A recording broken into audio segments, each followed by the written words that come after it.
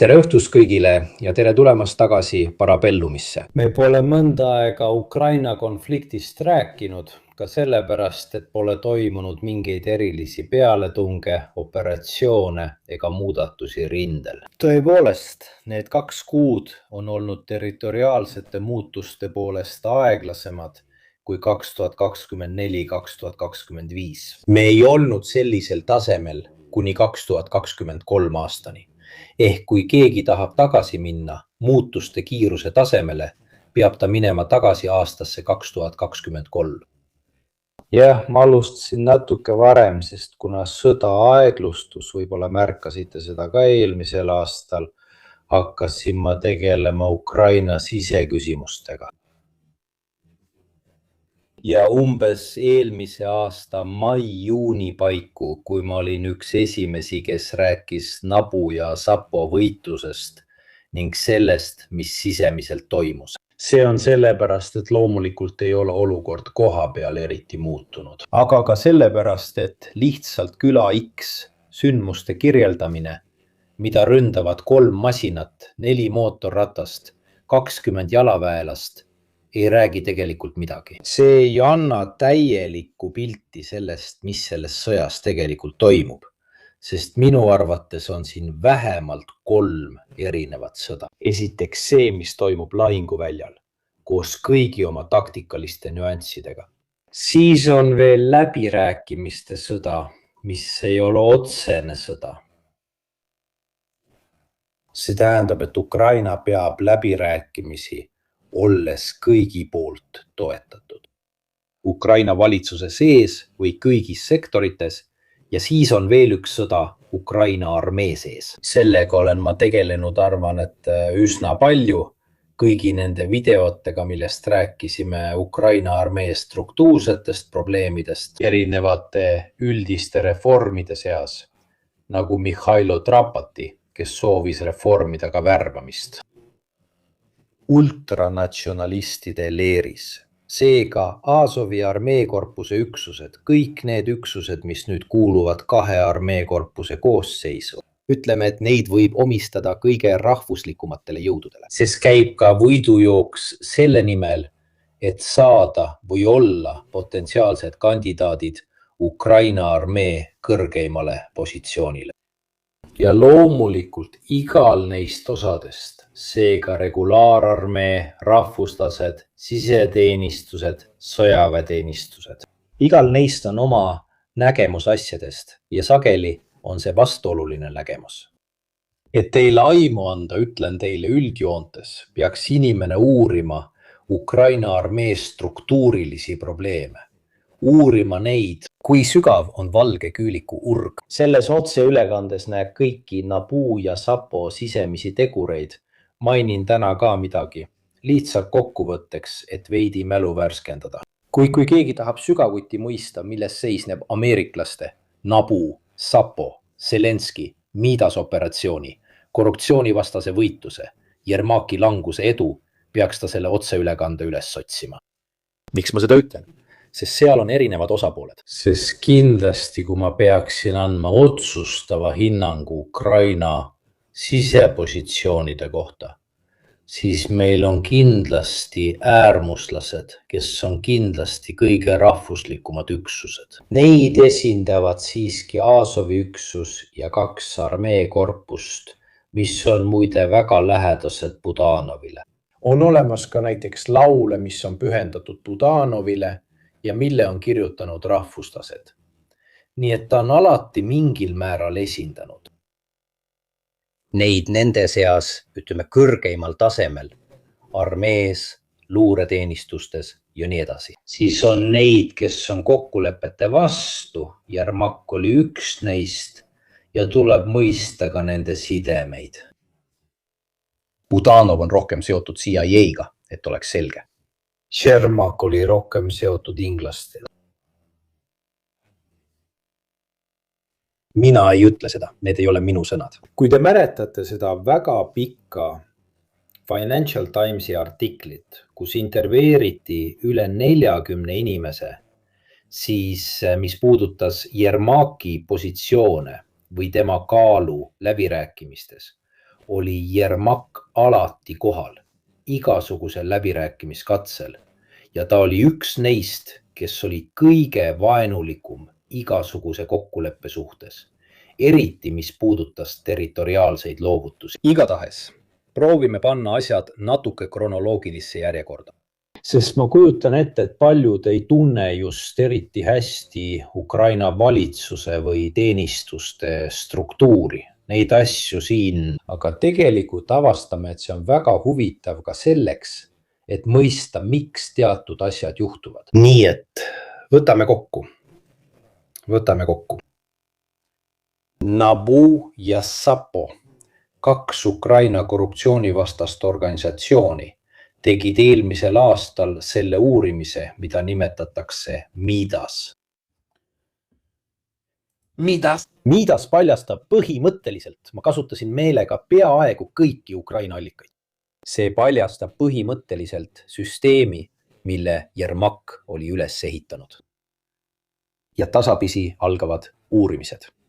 Uurimised, mis alguses on suunatud energeetikaministrile, infrastruktuuride ministrile ja nii edasi. Ja siis jõuavad need uurimised tasapisi ka Jermakini endani. Nagu me teame, oli sunnitud tagasi astuma tema, kes oli Zelenskile väga lähedal.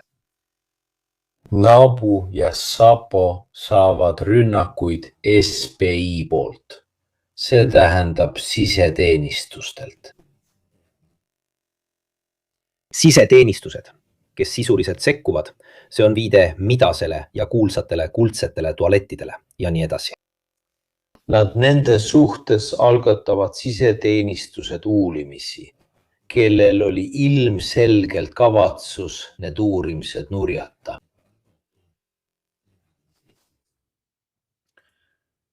Aga mitte kõik teenistused. Nemad ei teinud seda. See oli üks asejuht, kes alguses oli nõus, aga kui ta nägi, leiate selle kõik allikatest, kui ta nägi, et siiski toimus suur rahvaliikumine nende 2 korruptsioonivastase agentuuri vastu suunatud teenistuste rünnakute vastu. Ta taganes, hoolimata sellest, kes oli teda selleks survestanud. See oli Jermak. Ma ei mäleta seda. Need on kõik Ukraina teenistused. See on Ukraina Pravdas. Bekaranti, Murminditš ja kogu süsteem. Seega oli Jermak see, kes lasi SBU tegutsema. Miks see kõik on huvitav? Sest see aitab meil natuke mõista, kuidas on sõjaväeluure ja siseluure, vastuluureteenistused Ukrainas omavahel seotud. Erioperatsioon korruptsiooni vastu. Mis selle taga on? Läbiotsimised NABUs. Need olid artiklid, mis kirjeldasid, kuidas siseteenistused olid vastu töötanud, et neid asju takistada. Sape väidab, et SBU pöördus nende poole ja sai juurdepääsu kogu teabele kõigi operatsioonide kohta. Seega hakkasid nii siseteenistused kui ka Ukraina sõjavägi kontrollima, mida need 2 agentuuri tegid. Teoricamente dovrebbe essere indipendenti. Valitsuse poolt. Tuleb märkida, et nende agentuuride ajalugu on seotud sellega, et neid koolitasid, rahastasid ja nedesid ja ameeriklased temmide ajal. Seega olid need agentuurid ka Trumpi jaoks tööriistad, kuigi tema neid ei koolitanud, et Zelenskit segada. Just sel hetkel, kui te mäletate, toimus see kuulus stseen Zelenskiga Valges Majas. See oli viis teda nõrgestada, viis muuta ta vastuvõtlikumaks, kallutada teda läbirääkimistele ja nõudmistele vastu tulema. Nii et need 2 organit teevad oma tööd vähemalt ajastuse mõttes. Fakt, et nad tegutsesid just sel konkreetsel hetkel, nagu nad ei oleks teadnud, et Mindik varastas raha juba eelmisel aastal või midagi sellist. See tehti meelega, sest sel hetkel oli vaja Zelenski nõrgestada. Need on just Ukraina artiklid. Nad kasutasid jõudu, tulid ilma kohtukorralduseta, nii et teenistused läksid ja korraldasid läbiotsimisi nendes 2 korruptsioonivastases agentuuris ilma isegi kohtumandaadita. Siis lähevad inimesed tänavale, kurdavad, sest nende arvates on NABU ja SAPO 2014–2015 aasta läbipaistvus- ja korruptsioonivastaste liikumiste pärand. Nad teevad nii palju kära. Inimesed tänaval karjusid, kurat, Jermak koju, ja olid üsna kriitilised ka Zelenski suhtes. Lõpuks tõmbuvad nad tagasi. Jah, Nabu ja Sapo saavad samuti rahastust Open Society'lt, mis on Soros kõigile vandenõuteoreetikutele.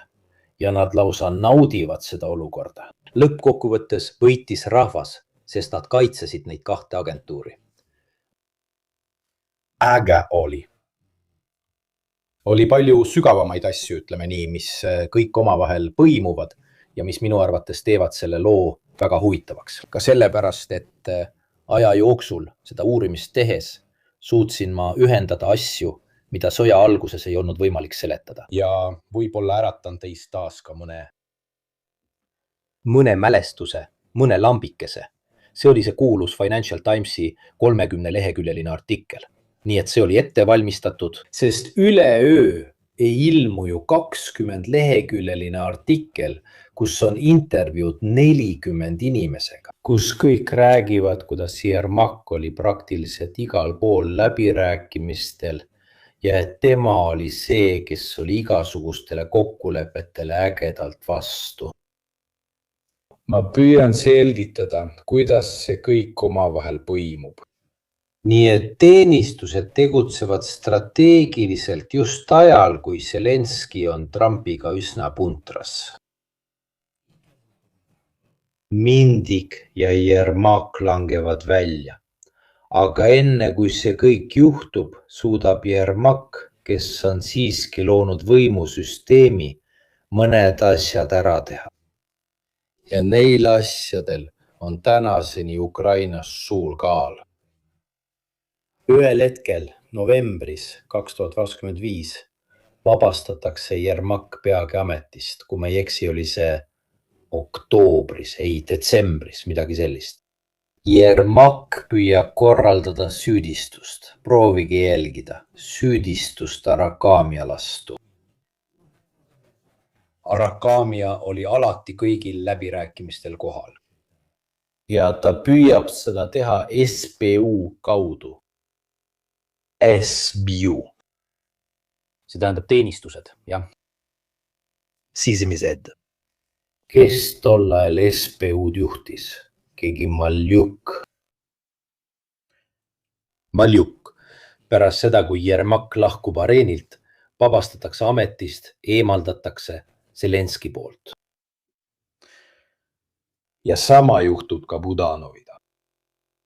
See on Ukraina artikkel, mis selgitab, kuidas Jermak, et end päästa, üritas süüdistada Arakamiat, kes ei toetanud teda teenistuste kasutamisel Nabu ja Sapo vastu.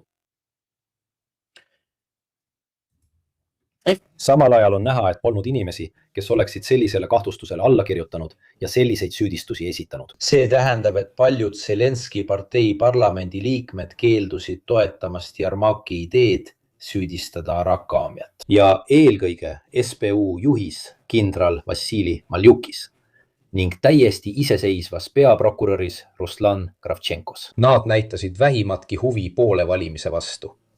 Hoolimata tagasiastumise ähvardustest tehti tegelikke ettevalmistusi nende ähvarduste elluviimiseks. Jermak tahtis neid isegi süüdistada, ta tahtis neid lausa reetmises süüdistada. See pole sõja ajal sugugi tühine asi.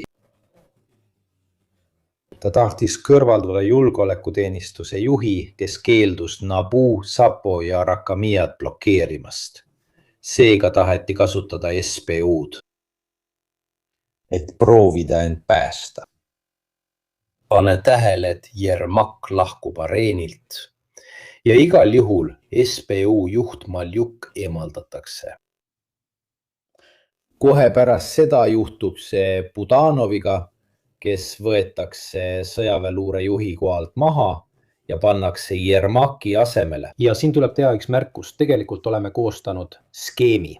Pane tähele, et see kõik oli valmis vaid mõned päevad enne seda, kui Iraani, Ameerika Ühendriikide ja Iisraeli vahel tekkis segadus. Tegelikult olime teinud ühe lühikese video, siis puhkes segadus ja me hakkasime sellega tegelema ning see otseülekanne jäi natuke ootele. See on suhete skeem, mille kohta olen kõik allikad välja toonud ja kõik, mida ma ütlen, on tõendatud ning enamiku neist on kirjutanud isegi ukrainlased ise. Need on need suhted. Meil on Maljuk, endine Ukraina siseluure SBU juht, kes keeldub Jermakil korraldusi vastu võtmast. Ja uurida Nabu ja Sapo tegevust, kes uurivad Jermakit, Minditsit ja kõiki teisi. Seega Jermak üritab veenda. Mõned parlamendiliikmed, mõned ministrid süüdistama Arakamiat parlamendi poolt ja Maljukit, julgeolekuteenistuse juhti, reetmises. Keegi ei nõustu, sest kõik saavad aru, et Jermak on läbi põlenud ja seetõttu Jermak langeb välja. Zelenski võtab Budanovi, keda keegi maailmas sõja ajal ei võtaks. Ühte maailma parimat luurejuhti. See on luure, mida maailm on kunagi näinud. Sest tuleb öelda, et ukrainlased on selle vähesega, mis neil on, teinud Mossadi väärilist tööd. Ja ta paneb ta Jermaki asemele, see tähendab läbirääkimisi pidama, rääkima venelastega, ehk siis mitte operatiivsele ametikohale. Kogu selles noos on väga huvitav võimumäng, sest Jermak langeb, kuid enne langemist suudab ta teha mõned käigud. Üks neist käikudest on Pokladi paigutamine teenistuste asejuhiks. Kamara ei loe midagi, ta valiti välja Zelenski poolt. Aga tegelikult juhib teenistusi nüüd see Poklad, kellest me varsti palju räägime, sest tal on üsna kõhe taust. Ma ütlen teile ainult seda, et tema hüüdnimi on Kägistaja. Sellega on kõik öeldud. Et oleks selge, Budanov, sest ka tema koos SBU-ga, nii KUR ehk sõjaväeluure kui ka SBU koos Magljoga keelduvad sellesse loosse sekkumast. Korruptsioonivastaste agentuuride seas Zelenski, Jermak ja teised.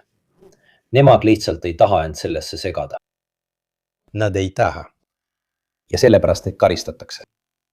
SBU juht, Magljo, kes eemaldatakse ametist. Ja ka Budanov eemaldatakse ametist. Eemaldatud sõjaväeluure teenistusest mitmel põhjusel. Üks neist meenutagem Zalužnit, sest ka Zalužni oli selles loos seotud. Budanov oli üks peamisi kandidaate, ütleme nii, küsitluste põhjal Zelenski konkurendina, nagu ka Zalužni. Tõepoolest, Zalužni saadeti suursaadikuks. Saada meile postkaart. See on ka Zelenski viis Budanovi poliitilise konkurendina kahjutuks teha. Teine asi on see, et kui Budanov läheb Jermaki asemele, aga kõik mehed, minge lugege uuesti Financial Timesi artiklit, kes tal alluvad, on valitud Jermaki poolt. Alates kõige madalamast tasemest kuni peaaegu presidendi kantselei asetäitjani. Budanov juhib sisuliselt masinat, kus kõik inimesed on Jermaki poolt paika pandud ja valitud. Financial Timesi artiklis räägiti just neist umbes 20 mehest, kes olid isiklikult Jermaki poolt valitud tema asju ajama ja neist pole mitte ükski muutunud. Seega on Budanov presidendi kantselei eesotsas, kuid kõik inimesed tema ümber ei ole tema usaldusisikud. Ka täna käib Jermak, nagu Ukraina ajalehed sageli kirjutavad, Zelenski juures ülepäeviti. Seega avaldab ta endiselt mõju.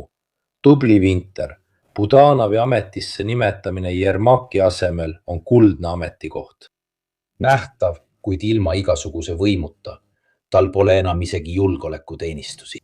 Ta rääkis taas GUR juhist, Vašenkost. Taas valis Zelenski ta välja. Nii et näeme, kuidas erinevate käikudega suutis Zelenski kahjutuks teha sisejulgeoleku juhi ja sõjaväeluure juhi. Miks Budanov ja Jermak üksteist ei talu? mis on selle vaenu sügavam põhjus? Budanov, hoolimata sellest, et ta on üks neist meestest, kes on Venemaale kõige rohkem kahju teinud, kui vaadata, mida ta on öelnud. Viimase 9 kuu jooksul on ta andnud oma seisukohaga üsna vastuolulisi avaldusi. Üks tema kuulsamaid avaldusi on see, et Ukraina võib riigina olemast lakata. Tundub, et ta ütles seda ühel koosolekul Ülemraadas, justkui öeldes, et peame leidma alternatiivse lahenduse sõja jätkumisele. Kui ta oli Euroopa Foorumil, ütles ta, peame venelastega rääkima. Muidugi, venelased. Nad on, ütleme nii, tülikad naabrid. Sa võid oma naabritega halbades suhetes olla, aga lõpuks pead sa nendega ikkagi rääkima. Nii et paradoksaalsel kombel on Budanov, keda kõige äärmuslikumad natsionalistid väga hindavad, hea kandidaat läbirääkimisteks. Miks? Sest kui tema peab läbirääkimisi, siis natsionalistid usaldavad rohkem. Verhovna Rada on Ukraina parlament. Teiseks, ta neutraliseeritakse kui läbirääkija, Zelenski rivaal. Ja kolmandaks, ta pannakse olukorda, kus tal pole võimu. Neljandaks, kui Budanovi läbirääkimised venelastega peaksid ebaõnnestuma, kelle süü see oleks? Budanovi süü. Nii et Zelenski, ausalt öeldes, poliitilisest vaatenurgast tegi väga kavalat. Ta pani Budanovi olukorda kuldsesse puuri. Ta on isik, kellele meeldib natsionalism. Ja seega, kui tema räägib venelastega, ei saa natsionalistid teda rünnata, nii nagu nad ründasid Zelenskid. Ja kui ta ebaõnnestub, on kogu süü Budanovil. Aga miks Budanov ja Jermak üksteist vihkavad? Peale selle, et Budanov on siia eile lähemal ja Jermak on inglastele lähemal. Ja nende seisukohad peegeldavad ka nende, ütleme, lähedust. Jermak on palju vähem tuline. Jermak on igasuguse läbirääkimise vastu. Pole juhus, et inglased on Ukraina rahu küsimuses kõige jäigemad. Ameeriklased on seevastu rohkem valmis läbirääkimisteks. Ja pole juhus, et Budanov on tegelane, kes meeldib väga Ameerika Pentagoni ringkondadele. Võib-olla sellepärast, et teenistuste inimesed mõistavad üksteist paremini ja nii edasi. Budanov peteti üle, ta kõrvaldati, võeti ära teenistused, mida ta juhtis aastatel 2020-2026 ja pandi parlamendi liikmeks. Samuti toimus muutus selles osas, kellega läbi räägiti. Kui me vaatame, ja siin läheb asi tõesti huvitavaks, siis Budanov räägib Abu Dhabis kellega? Vene luureteenistuse juhiga. Mitte jõuluvanaga. Luureteenistuste juhid kohtusid omavahel. Mitte diplomaat ja diplomaat. Suursaadik ja suursaadik. Luureteenistuse juht luureteenistuse juhiga. See on teist tüüpi arutelu. Minu arvates on see tehnilisem. Inimestega, kes minu arvates räädivad otse välja. Seega on huvitav näha, et nii ukrainlased kui ka venelased saatsid kohale luureteenistuste juhid. Ja siin lähevad asjad väga huvitavaks. Miks?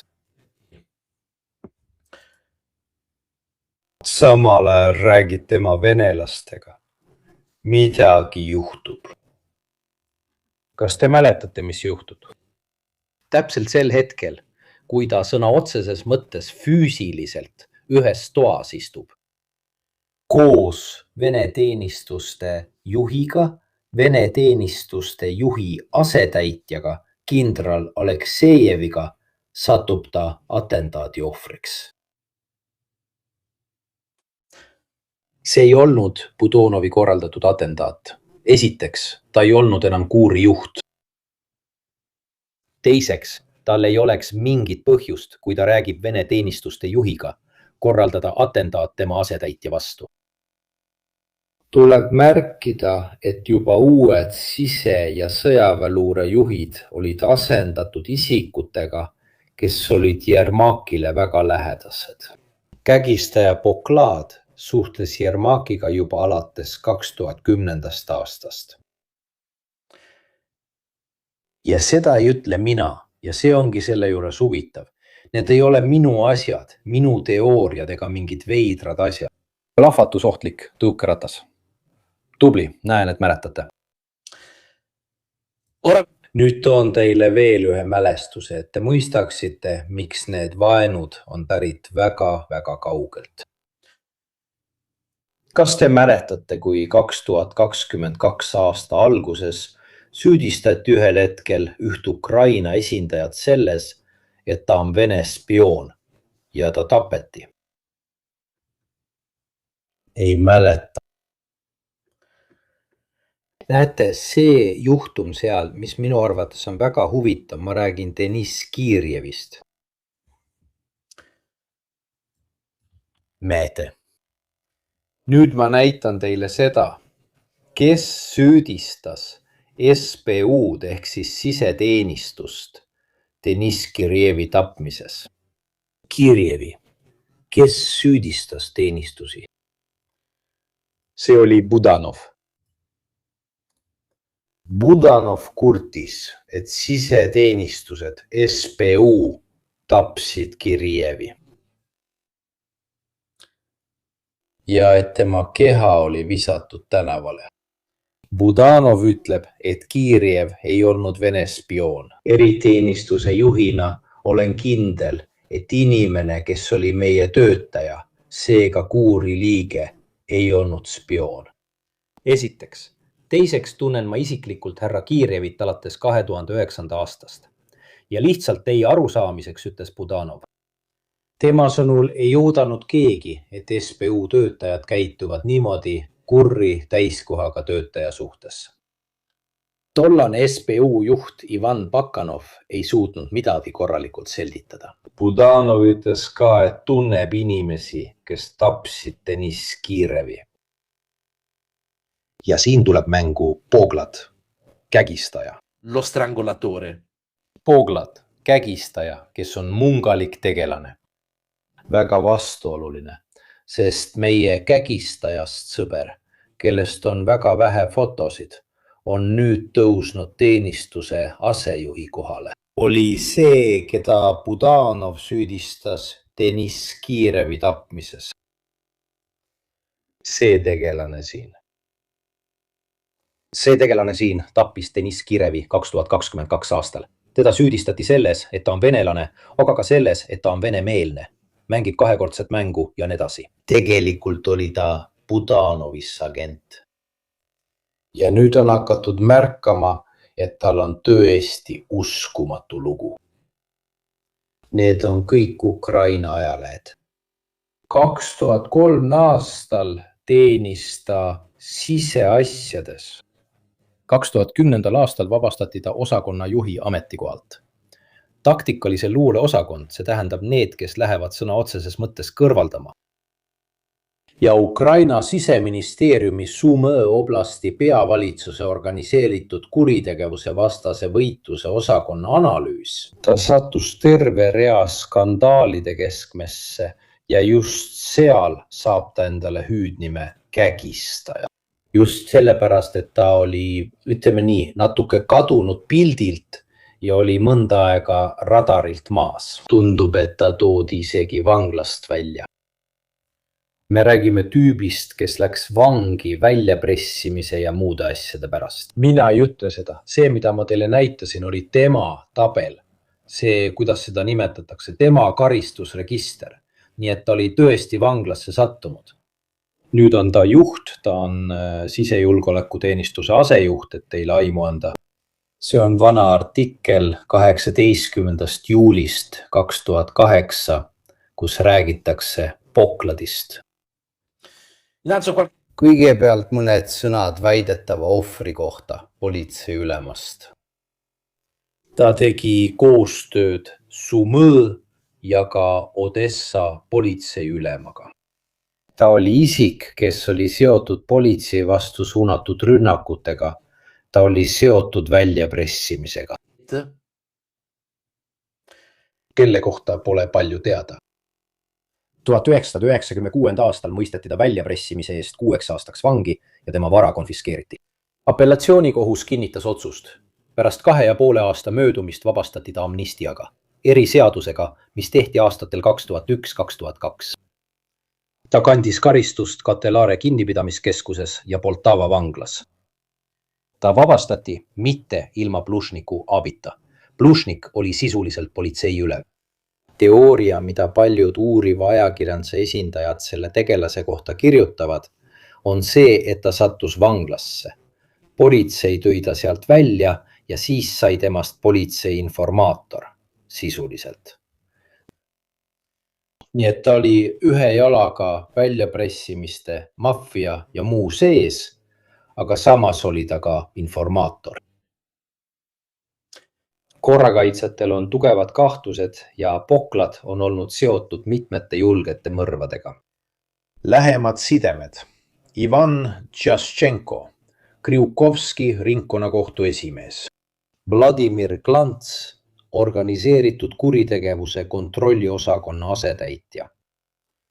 Ja palju teisi, see tähendab terve nimekiri erinevatest tegelastest, kelle seas viimane on süüdistus, et Budanov tappis nende mehe, sest tema meetod oligi selline. Ta viis nad autosse, kägistas nad ja jättis siis maha. Oletame nüüd, et isegi ainult 10% sellest, mida ukrainlased, mitte mina, uuriva ajakirjanduse esindajad ja nii edasi, selle tegelase kohta kirjutavad, vastab tõele. Fakt, et ta täna töötab siseteenistuste asejuhina. Paneb sind veidi mõtlema, eks. See on natuke nagu panna üsna kahtlastesse asjadesse segatud bossi juhtima. Võtame siis kokku. Meil on nüüd Poklad, kes on Ukraina sisejulgeolekuteenistuse juhi asetäitja. Ja mis on esimene asi, mida Poklad teeb nüüd, kui ta on Ukraina teenistuste asejuht? Mis te arvate? Koos Zelenskiga hakkavad nad sisuliselt puhastusi läbi viima. Lisaks sellele, et nad on juba puhastanud sõjaväeteenistuse ja vastuluure ning sisejulgeolekujuhid, mis oleks nagu Shin Bet Iisraeli jaoks. Zelenski kuulutab välja SBU ebalojaalsete ametnike puhastused. See on 16. veebruar 2026. Kes on teie arvates see isik, kes on fotol Zelenski kõrval?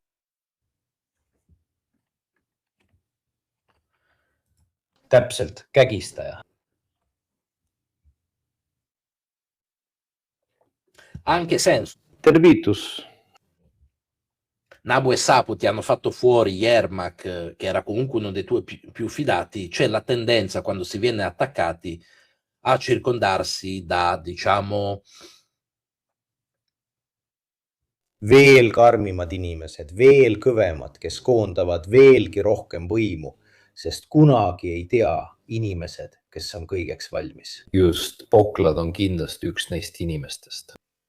Ma ei tahtnud teid kogu tema looga tüütada, lugege seda ise allikatest, sest ta tundub tõesti nagu keegi, kes on tulnud filmis Scarface või Ristisa, lehekülgede viisi kummalisi lugusid, millest ta on osalenud. Ta satub vanglasse, siis hakkab vanglas töötama teenistuste heaks. Natuke kummaline on see, kui keegi satub vanglasse ja siis hakkab töötama teenistuste heaks. Kordan, isik, keda Budanov süüdistas kurri liikme tapmises. Seega sõja algus. Poklad ora aitab sisuliselt Zelenskit, kuna ta hakkab jälgima SBU töötajate eemaldamist, kes ei teeni Ukrainat, vaid kellel on muud huvid. Siis ei ole täpselt teada, mis mõttes. Mulle tundub, et Budanov on riiki teeninud isegi üsna hästi. Sisuliselt sünnib puhastusteenistustes, eriti nende meeste seas, kelle Budanov tõenäoliselt nende 6 aasta jooksul ametisse pani. Nii et lisaks Budanovi eemaldamisele puhastatakse, alustati kõige kõrgematest ametikohtadest, puhastatakse kõiki neid mehi, kes tõenäoliselt olid Budanovi poolt valitud. Et paigutada ametisse mehi, kes on lojaalsemad valitsusele, mitte sellele mehele, kes neid koolitas. Ukrainas on alati hirm ka sisemiste võimude ees. teenistuste, armee, natsionalistide ja nii edasi võimu ees. Kordan, need on kõik asjad, mille olen ise kokku pannud, aga sisuliselt on need kõik Ukraina ajalehe artiklid. Ei rohkem ega vähem. See on Ukrinform. Lihtsalt, et anda aimu. President Volodõmõr Zelenski teatas, et on andnud ülesande Ukraina julgeolekuteenistuse juhile Kmarale ja asejuhile Oleksandr Pokladile töötada selle nimel, et puhastada Ukraina julgeolekuteenistus. Nüüd, kui sa palud tüübil, keda kutsutakse kägistajaks, oma teenistust puhastada, siis Simoro, ta ei tundu mulle kõige sobivam inimene, välja arvatud võib-olla halastamatuse poolest. Selles osas oleme me täiesti nõus. Ma lisan siia veel ühe tõsise asjaolu. Samas, kui see kõik toimus, ehk siis Budanov eemaldati, tema asemele pandi Yermak, Poklad määrati sisejulgeolekuteenistuse asejuhiks. Zalužny, kes tavaliselt ei räägi, tuli välja, sest on kasulik teha neid otseülekandeid, pannes kõik omavahel seose. Zalužny ütleb Inglismaalt, et üks tema Zalužny oli rünnatud nende neetud asjade poolt. Nad olid talle korraldanud reidi.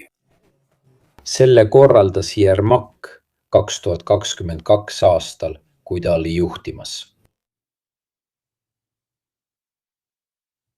Ikka SBU poolt. Nii et ka Zalužny kasutab võimalust, et süda puhtaks rääkida. Inglismaalt teatas endine Ukraina ülemjuhataja Valeri Zalužny intervjuus, et Ukraina julgeolekuteenistus SBU tegi tema kabinetis läbiotsimise 2022 aasta septembris, vahendas Associated Press. 18. veebruaril näete, et kõik tuli enam-vähem selle aasta veebruaris välja. Riit toimus väidetavalt ajal, mil pinged Zalužny, kes on praegu Ukraina suursaadik Ühendkuningriigis, ja presidendi Volodõmõr Zelenski vahel kasvasid. Kuidas kaitsta riiki Venemaa ulatusliku sissetungi eest? Tegelikult, kui te loete intervjuud, annab Zalužny mõista, et selle taga on Yermak. Eriti, kuna Financial Timesi artiklis tuleb välja, et just Yermak tegeles selliste operatsioonidega. Keset suurt korruptsiooniskandaali, mis lõpuks sundis Yermaki tagasi astuma, nõudis Zalužny novembris avalikult sõjajärgset poliitilist muutust. Tuleb märkida, et ka need asjad tuleb omavahel seostada. Kas Yermaki poolt saadetud siseteenistused oleksid tõesti pidanud korraldama reidi Zalužny vastu? 2022 aasta septembris kindralstaabi kohta ja siin mul vedas, et mul on hea mälu, ma mäletasin, mis juhtus 2022 aasta septembris. Vaatame, kas teie mäletate, mis toimus 2022 aasta septembris Ukrainas. 2022 aasta septembris toimusid Ukraina pealetungid Hersonis, Isiumis, Limanis ja Kupjanskis. Ja venelaste taandumine Hersonist oktoobris-novembris. Ja mida soovis teha Zalužny? Zalužny tahtis korraldada neid pealetunge. Liman ja Herson ei. Sest kas 2024 aasta, kui Zalužny oli ametist eemaldatud, andis ta selle intervjuus siin. Kus ta soovis 2022 aastal rünnakut Zaporižžja suunas? Zalužny nõudis 2022 aastal julget vastupealetungi. Ta tahtis teha vastupealetungi Zaporižžja suunas 2022 aastal. Seega on tore, kui õnnestub kõik need asjad omavahel ühendada. Ja Zalužny toob välja selle fakti, et tema kontorites korraldati septembris rünnak siseteenistuste poolt, mille saatis Yermak. Ja siis ma meenutasin, et need olid täpselt need kuud, mil põhjas toimus pealetung. Seostades selle 2024 aasta intervjuuga, mis pärineb 2024 aasta septembrist. Kus ta ütles, et tahab teha pealetungi Zaporižžja suunal? Mitte põhjas, tegelikult põhjasuunaline vastupealetung. Eriti Kupjanski, Isiumi ja Limani piirkonnas juhiti Sõrski poolt. Seega tõenäoliselt põhjus, miks ta selle rünnaku ohvriks langes, oli see, et ta oli vastu ja just seal see algas. Kõik nendevahelised tülid algasid tegelikult juba enne 2023 aasta vastupealetungi. Kas te mäletate, et mingil hetkel Zalužnõi kaob täielikult? Umbes 2022 aasta lõpu ja 2023 aasta suve vahel. Ajalehtedes kaob ta ei anna enam intervjuusid, videoid, temast enam ei ole. Tuleb välja lugu, et talle tehti atentaadikatse. See kuulus granaat, mis pidi olema võlts, aga tegelikult oli päris tema asetäitjale. Sellised asjad, nii et isegi venelased ütlesid, et ta sai vigastada. Ja nii edasi, näete, palju asju, igasuguseid asju. Nüüd hakkavad need tasapisi kokku sobituma, nii et meil on väga huvitav pilt. Jah, millised on sisemised seisukohad? Nüüd lõpuks saab kokku viia, kes on kellega ja mille nimel. Nii et sellesse suhete skeemi tuleks tegelikult lisada ka Zalužnõi. Meil on Jermak, kes siin närvidele käis. Kujutage ette, kui ka Zalužnõi oli vastu. See ongi tema klassikaline käitumisviis. Nii et tulles tagasi selle juurde, mis praegu toimub, meil on Jermak, kes kasutas Maljukit Zalužnõi ründamiseks, kuid Maljuk keeldus teda aitamast Nabu ja Sapa vastu. Enne kui ta oma koha kaotas, ametisse pandi Poklad, kes on seesama mees, kes tappis Budanovi luureteenistuse mee 2022 aasta läbirääkimistel ja keda Budanov väga hästi mäletab. Ja kes nüüd on SBU asejuhi ametikohal. Kes korraldab atentaadi Venemaa sõjaväeluure asejuhile Aleksejevile just siis, kui Venemaa sõjaväeluure juht Kostjukov räägib Budanoviga. Kas olete kaasas? Nii saab ka veidi aru, mis toimub ja millised on sisemised suunad. Seega peame rääkima neist, kes on ameeriklastele lähemal, nagu Budanov, ja neist, kes ei taha üldse rääkida, nagu Jermak, kes on ka varem teinud kõike, et läbirääkimised nurjata. Mitte, et venelased oleksid midagi erilist pakkunud, aga ka tema poolt tehti omalt poolt kõik, et asjad ei edeneks. Ja tema on alati kasutanud teenistusi, kui on saanud, et end vahele segada. Nii et ka täna kasutab Jermak Pokladi kaudu ikkagi võimu, püüdes Budanovi rattale kaikaid kodaratesse loopida. Sest nagu ma teile enne ütlesin, poliitilisest vaatenurgast, kui Zelenski annab Budanovile ülesandeks neid läbirääkimisi pidada ja need läbirääkimised lähevad luhta, sageli aitab Jermak neil läbi kukkuda. Kindlasti pannakse süü Budanovi kaela. Ja samal ajal uued teenistuste juhid Ivašenko ja Kamara all näevad, kuidas nende kaadreid asendatakse inimestega, kes on ilmselgelt lojaalsemad Zelenskile, näiteks Poklad, kelle määras ametisse Jermak. Ütleme nii, et sisepuhastused Ukraina julgeolekuteenistustes viivad kindlasti selleni, et ametisse määratakse Jermakile lähedasemaid asendajaid, nii et Jermak saab jätkuvalt võimu teostada. Isegi kui tal nimeliselt enam praktiliselt ühtegi ametikohta ei ole. Poklad ja Jermak, nagu te ka erinevatest artiklitest loete, tunnevad teineteist juba päris kaua aega. Ja lisaks kõigele sellele on seal vahel muidugi ka natsionalistlikud jõud, nii et me räägime Azovi armee korpustest ja kõik muu, mis sinna juurde käib. Nad olid, ma ei tea, kas nad on siiani väga Budanovi meelsed, aga kindlasti ei olnud nad Sirski meelsed. Palju kordi. Biletski ja Azovi komandörid. Azov on nüüd 2 armee korpust. Me ei räägi enam pataljonist, brigaadist ega diviisist. Me räägime nüüd 2 armee korpusest. Paljud Biletski kirjutatud artiklid, keda nimetatakse valdeks Führeriks teatud ringkondades, nõuavad Sirskõi eemaldamist ja seda on nõutud juba ammu. Need on kõik artiklid, mis puudutavad just neid jutumärkides mitte poliitilisi, vaid sõjalisi püüdlusi.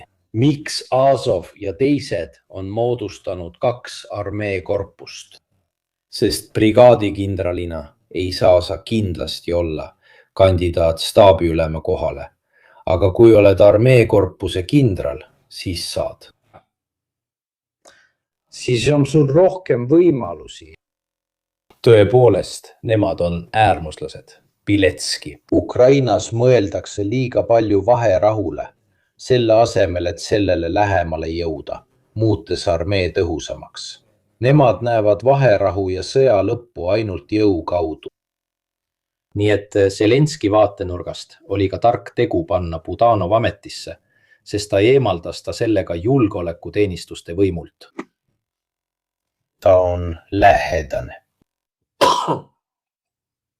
natsionalistidele. Seega tõenäoliselt oleksid Budanovi juhitud läbirääkimised natsionalistidele vastuvõetavamad. Nad vaevalt ründaksid Budanovit, sest ta on alati olnud nende sümbol. Sa ei saa ju öelda Budanovile, et ta pole võidelnud Ukraina eest või et ta pole kõva mees. Seega ka see on loogiline. Nemad on kindlasti need, kes on kõige vähem valmis kompromissidele. Nemad näevad võimalikku ummikseisu ja Ukraina armee tugevdamist kui parimat lahendust raule. Nad on temast laule teinud. Natsionalistidel on mitu laulu, mis on pühendatud Budanovile. Seega on raske ette kujutada, et nad pöörduksid ühe omaenda sümboli vastu. Seega on see Zelenski poolt poliitiliselt väga tark samm. Nagu näete, kui räägitakse parlamendi liikmest, siis tegelikult on seesmised jõud, kellel on erinevad seisukohad. Muide, kui tahame sellesse loosse veelgi sügavamale minna. Kes on see mees, kes vastas Trumpile? Aastatel 2016-2017, kui Trump palus Ukrainalt abi, et leida midagi Hunteri, Bideni ja Bideni kohta ja nii edasi. Trump helistas tol ajal otse Jermakile. Et Zelenski üritas end sellest distantseerida, ta kaitses end, ütleme nii. Nüüd on aasta 2019. Olgu, ma ei pannud seda allikatesse. Nad püüdsid mitte anda Trumpile seda, mida ta otsis, ehk kompromiteerivat materjali Bideni vastu, kuid just Jermak rääkis Trumpiga. Seda ta mäletas. Jah, Burisma Holdingsi juhtum. Inglise pank, millel oli erinevaid ärihuve. Ukraina, Siil oli sees Hunter Bideni poeg ja muud kummalised asjad. Miks see kõik on oluline? Sest Jermak arvas võib-olla ekslikult, et tal on Trumpiga hea suhe, sest tol ajal oli ta üritanud talle midagi Bideni vastu anda.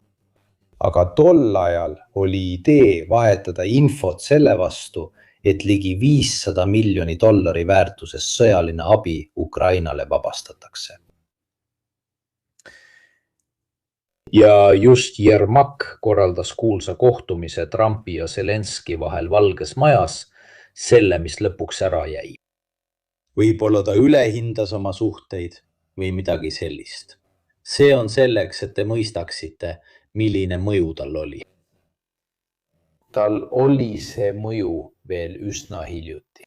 Nii et kui räägitakse kuulsatest teooriatest, näiteks kas just Boris Johnson oli see, kes peatas ukrainlased Istanbulis ja nii edasi. Pealegi ajab see mind naerma, sest alati tsiteeritakse Arakamiat ja Arakamia ühes intervjuus. Need on need kavalused, mida mõned ajalehed teevad, eks. Nad ütlevad, et Arakamia ütles, et Boris Johnson saabus, aga tegelikult ei. Nad tsiteerivad teda, aga kunagi ei pane linki juurde.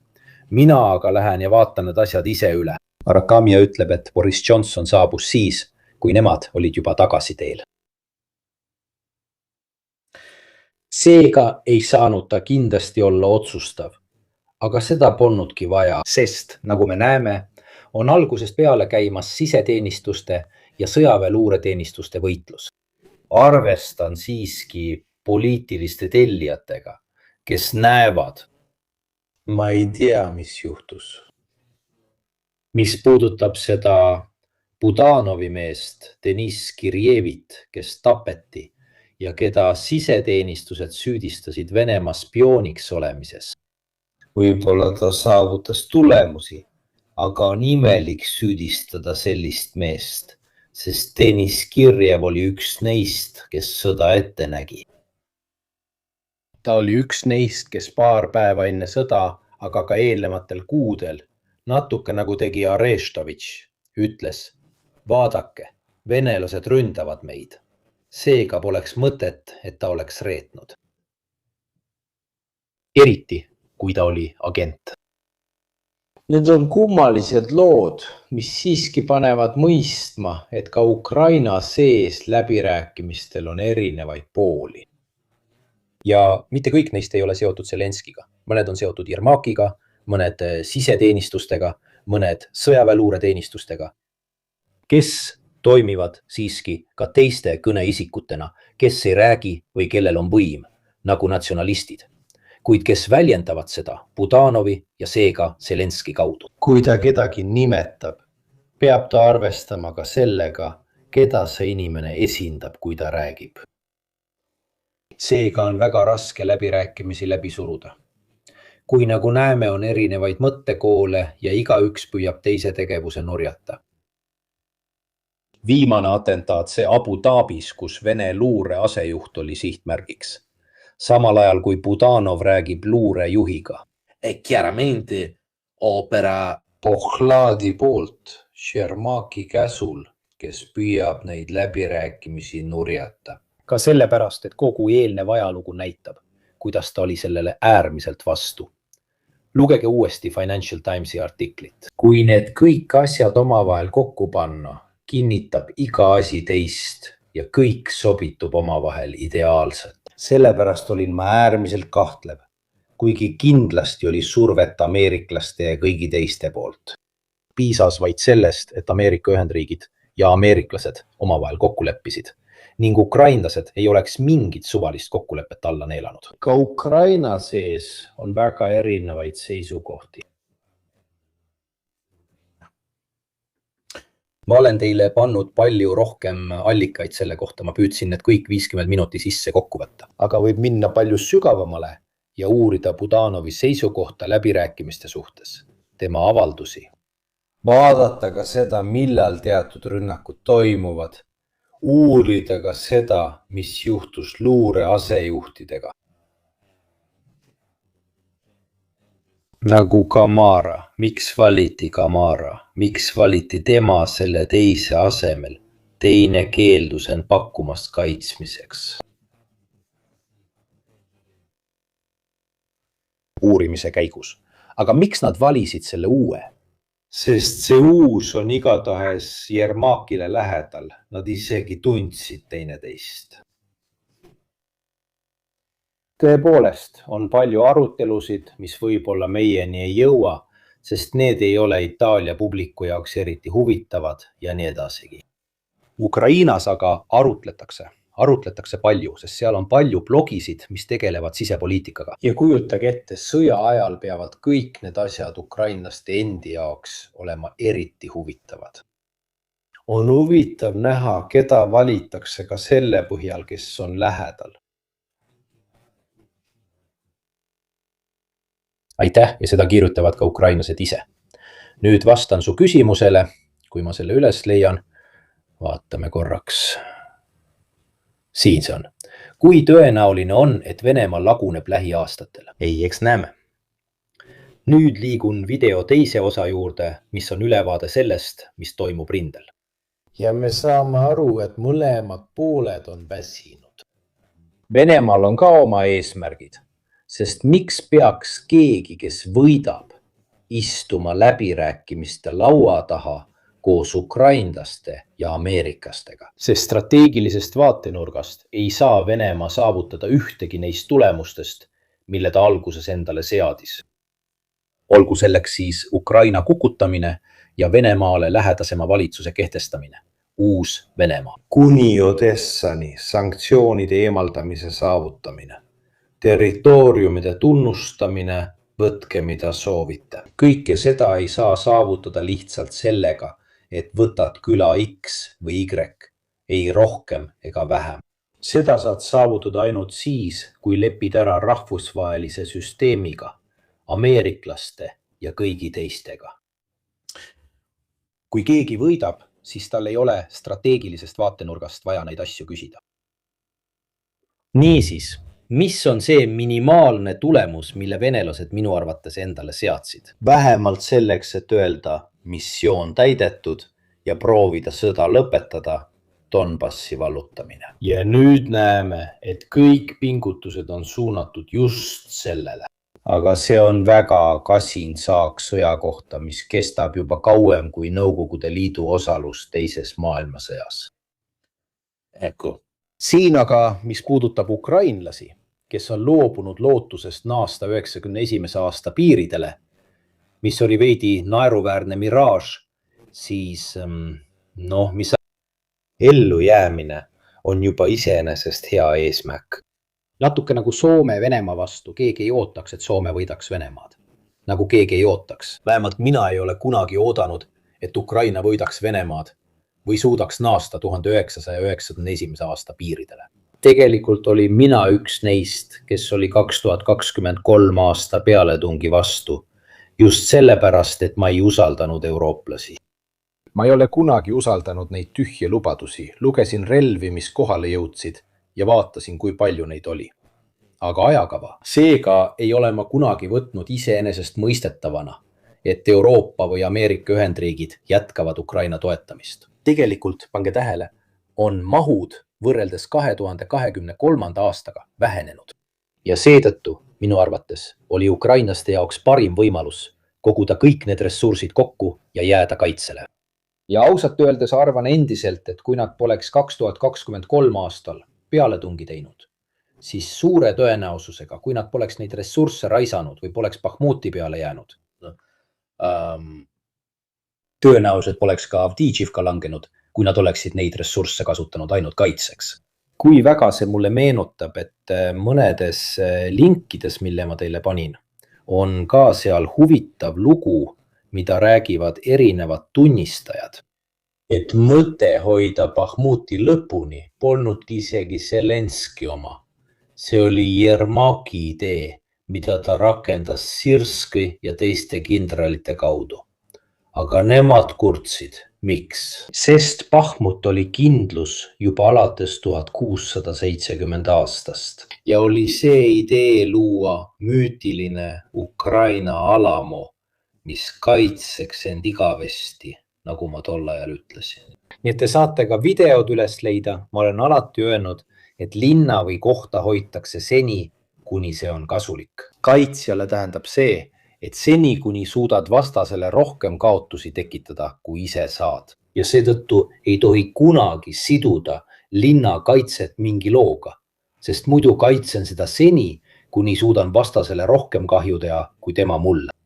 Siis, kui olen selle kaotamas, kuna olen selle ümber loonud tohutu loo, olen sunnitud seda kaitsma isegi siis, kui see enam ei ole mõistlik. See pole enam tark tegu, vaid pigem puhtalt sümboolsetel põhjustel. Pean justkui kaitsma oma enda loodud narratiivi kaitsmisest. Ja ukrainlased on sageli sellesse lõksu langenud. Siin kinnitavad seda ka numbrid. Kui te mäletate Texeira dokumentide lekkimist, see oli see Ameerika lendur, kes avaldas Discordis mõned raportid. Need olid tegelikult suunatud Ameerika 3 ja 4 tärni kindralitele. Bahmuti esimeses faasis põhjustasid ukrainlased tõesti kaotusi suhtes 4-1, 5-1.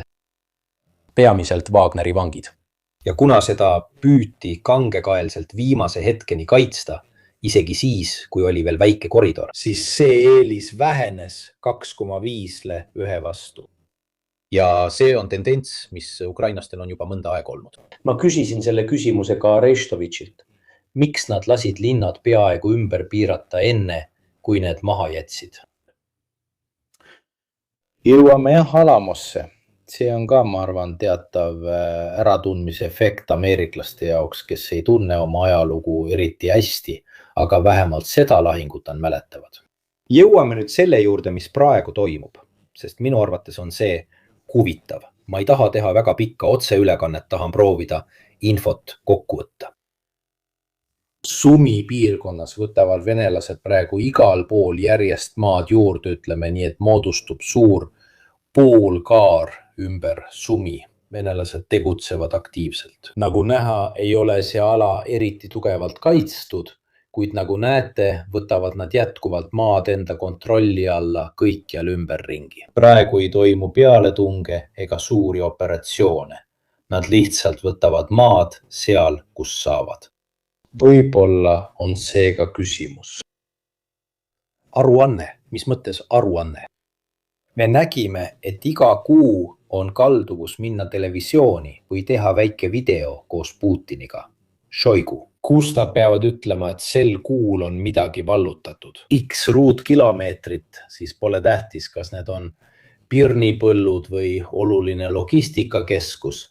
Vaadatakse ruutkilomeetreid, et hea mulje jätta. Sest operatiivsest vaatenurgast pole sellel maa-alal siin praktiliselt mingit tähtsust. Venelased võiksid võtta ka 30 ruutkilomeetrit siin. Okei, sa võtsid külakesi, kus on 10 maja, aga kui sellest ei sünni pealetungi, manöövrit ja nii edasi. Kas sa võtsid mõne põllu? Asi on selles, et nad teevad seda ja meie ei registreeri massiivseid jõudude koondamisi, vaid enam-vähem on samad jõud, mis olid varem kaasatud. See pole nii, et sa ütled, oota, nad valmistavad pinda ette, et siis proovida Sumi rünnata. Ei, need on enam-vähem samad jõud, mis on selles piirkonnas juba umbes aasta aega kaasatud. Ja nad võtavad territooriumi, millel pole mingit väärtust. Natuke nagu siis, kui ukrainlased aeg-ajalt teevad reidi lõuna poole ja võtavad väikese küla juures 10 kilomeetrit. Olgu, lihtsalt öeldes, me oleme tagasi Venemaal. Ütleme nii, et kõige mõistlikum eesmärk, mida ma sellises tegevuses näen, on tasapisi Sumõle läheneda. Positsioone järk-järgult üle võttes, et hakata Sumõ peal droone kasutama. Et proovida muuta see kummituslinnaks või tekitada kahju, muuta see rindelinnaks, et see tühjaks jääks. Sõjaline väärtus on 0. See tähendab, et ümberkaudsetes metsades olevad ukrainlased ei lahku kuhugi. Aga just see toimubki peaaegu kogu Harkivi rindel. Mis puudutab Sumõt, siis nagu näeme, on palju väikseid Vene tegevusi, mis vallutavad territooriumi. Ümberringi on puhvertsoon, millel aga pole erilist tähtsust. Mis sa arvad? Teevad nad seda sealt. Kui sa võtad selle nurgakese piiri ääres, siis ega sealt nurgakesest ei alga ju ootamatult peale tung Harkivi suunas. Siil võetakse maad juurde. Ma ei tea, kas see on lihtsalt lipu näitamise pärast või selleks, et teha puhvertsoon, aga suuri liikumisi seal ei toimu. Muide, kas siin loovad kollastes vormides ukrainlased terve kaitsesüsteemi? Nagu näha, on nad üsna tugevalt keskendunud loomulikult Harkivile ja Sumele. Ja nagu näha, ei kaitse ka nemad piiri, vaid kaitsevad palju tagapool. Nii et kogu see maa-ala siin jutumärkides on vaidlusalune. Nagu näha, ei ole toimunud muutust. Te ei näe suuri vägede koondumisi, kuigi paradoksaalsel kombel on see piirkond, kus nad on kõige rohkem maad võtnud ja see on ka piirkond, kus on kõige vähem vägesid ning ka vähem Ukraina vägesid. Teiselt poolt, nagu näeme, ei ole need manöövrid siin eriti märkimisväärsed. Need ei näita mingit erilist liikumist. Siin aga on venelased juba mõnda aega hakanud oma jõude suurendama. Me oleme Kupianskist põhjas. Siin on juba tükk aega jõude koondatud. Siiani on neid nii-öelda kasutamata hoitud, sest ega nad pole suurt midagi teinud. Kuidas saavad Itaalia Centauro soomukid hakkama? Vaata, viimane uudis, mis mul nende kohta oli nende kasutamine siis, kui ukrainlased vallutasid Kupianski tagasi. See oli Centauro soomukite viimane registreeritud kasutus. Ma ei tea, kas nad kasutavad neid igapäevaselt väiksemateks operatsioonideks, aga ütleme, et mingi hulk Centauro soomukeid. Neid kasutati kiireks reidiks, tuletoetuse andmiseks ja selleks, et meeskonnad saaksid Kupianskisse siseneda. nii et nagu näeme, Vovtšanskis, mis asub Harkivi ja Sumõ vahel, jääb olukord enam-vähem samaks. Võib-olla ka teine eesmärk, sundida ukrainlasi ennetavalt üksusi paigutama ja olukorda hoolikalt juhtima. Ka see territooriumi hõivamine venelaste poolt, mis pole eriti märkimisväärne, siin on Vovtšansk, et anda aimu. Nagu näete, on ukrainlased peaaegu peegelpildis sunnitud iga kord, kui venelased midagi võtavad, igaks juhuks sinna üksusi paigutama. Kupianskis, nagu näeme, on maa viimastel kuudel ukrainlaste poolt täielikult vabastatud pärast Zelenski ilmumist. Kuigi video salvestati veidi varem, on venelased veidi maad tagasi võtnud.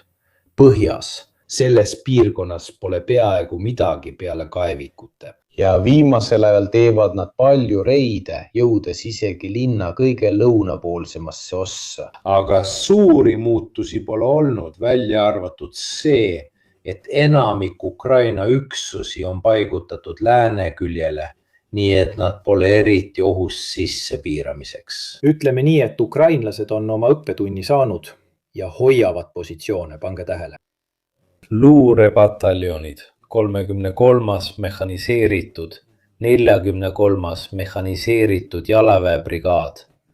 Kõik kõige mehhaniseeritumad üksused hoiavad nad teisel pool, sest neil on vajadusel kõige suurem liikumisvõime. Pataljonid, näiteks püssibrigaadid ja muu kerge jalavägi on nad juba läände paigutanud. Vaatame, mis toimub Siverskis. Soledar ja Slovjansk ja Kramatorsk. Kui te mäletate, siis eelmises otseülekandes ütlesin teile, et mul oli infot, et ukrainlased taandusid selles piirkonnas, et joondada rindejoont. Ja nii see juhtuski. Siis keegi ütleb mulle, aga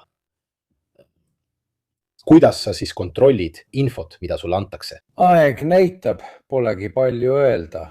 Kui info oli hea, siis aja jooksul näed, et asjad juhtuvad. Seega tänan Kotmogi ja tervitan teda. Oleme näinud, et neil nädalatel on ukrainlased selles piirkonnas taganenud. Ja ratsionaalselt on selles mõte, sest ka seal oli tekkinud omamoodi hobuse rauakujuline katel ilma oluliste asulateta, kus kaitsel on seega palju mõtet. Et ukrainlased taanduvad turvalisematesse positsioonidesse ja tingimustesse. Nii et nagu näeme, ka joone korrigeerimiseks lühendatakse joont ja seetõttu saavad Ukraina üksused paigutuda üksteisele lähemale. Seega rohkem üksusi ruutkilomeetri kohta. Luua struktuur. Ja siis on veel üks ütleme nende kaitsevägedest ümber, kuidas seda nimetatakse, Mikolaivka. Mikolaivka on linnakeskus, mis asub Slovjanski ja Kramatorski veehoidlate ees. Siin, nagu te nägite, tekkis see hobuse rauakujuline kitsaskoht. Ukraina üksused joondavad end uuesti, kõik koos süstemaatiliselt. Tõenäoliselt tõmbuvad nad tagasi selle joone ümber. Kaitsmiseks. Siin on suur tegevus, sest kindlasti, nagu me ütlesime, on venelaste minimaalne eesmärk vähemalt selle aasta lõpuks siia jõuda. Siis näeme ka. Ka võimalusi, kuna paljud Ukraina allikad, sealhulgas ametlikud, rääkisid, et selle pealetungi jaoks on saabumas 20 000 venelast. 20 000. Härrased, 20 000 on ühe kuu kaotused selles sõjas. Rünnaku faasis, rohkem või vähem, 20 000 on kaotused, surnud, haavatud, kadunud ja nii edasi, mis toimusid aastatel 2024-2025. Ma räägin isegi tagasihoidlikult. Mõnel kuul ulatusid kaotused isegi 30 000 kuus. Kui ma kuulen ukrainlasi ütlemas, et rünnakuks tuleb 20 000 venelast, siis mõtlen, kas ma lugesin valesti, võib-olla oli see hoopis 200 000. sest 20 000 rünnakujõudude tugevdamiseks tundub vähe. see paneb mind mõtlema, et võib-olla pole enam inimesi võtta. Siis paned alati asjad seosesse. Viimase 4 kuu jooksul on kaubanduslik pakkumine kasvanud 100%, mis oli juba alates 2022 aastast tänaseni kasvanud 400%. Ja mina jään alati tema juurde. Võib-olla eksin, aga mulle meeldib asju seostada. WhatsAppile ja Telegramile ligipääsu eemaldamine, kaubandusliku pakkumise suurenemine neile, kes tahavad teenistusse astuda.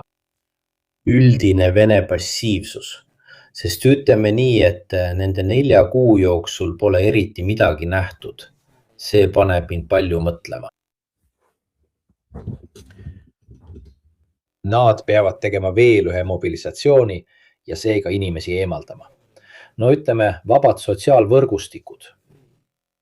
See aitab ohjeldada võimalikke kaebusi, sest ametlikult teatatud arvud on väga madalad ja tegevus, mida välja näha on samuti tingitud külmast. See on Jumala eest. See, mis juhtus novembris, detsembris, jaanuaris Ukrainas, oli samuti suuresti tingitud kohutavast külmast, mis kindlasti takistas droonide kasutamist. See aeglustas operatsioone, kuid tavaliselt mõlemalt poolt. Aprillis, mais juba alustati esimesi Vene operatsioone, juulis juba.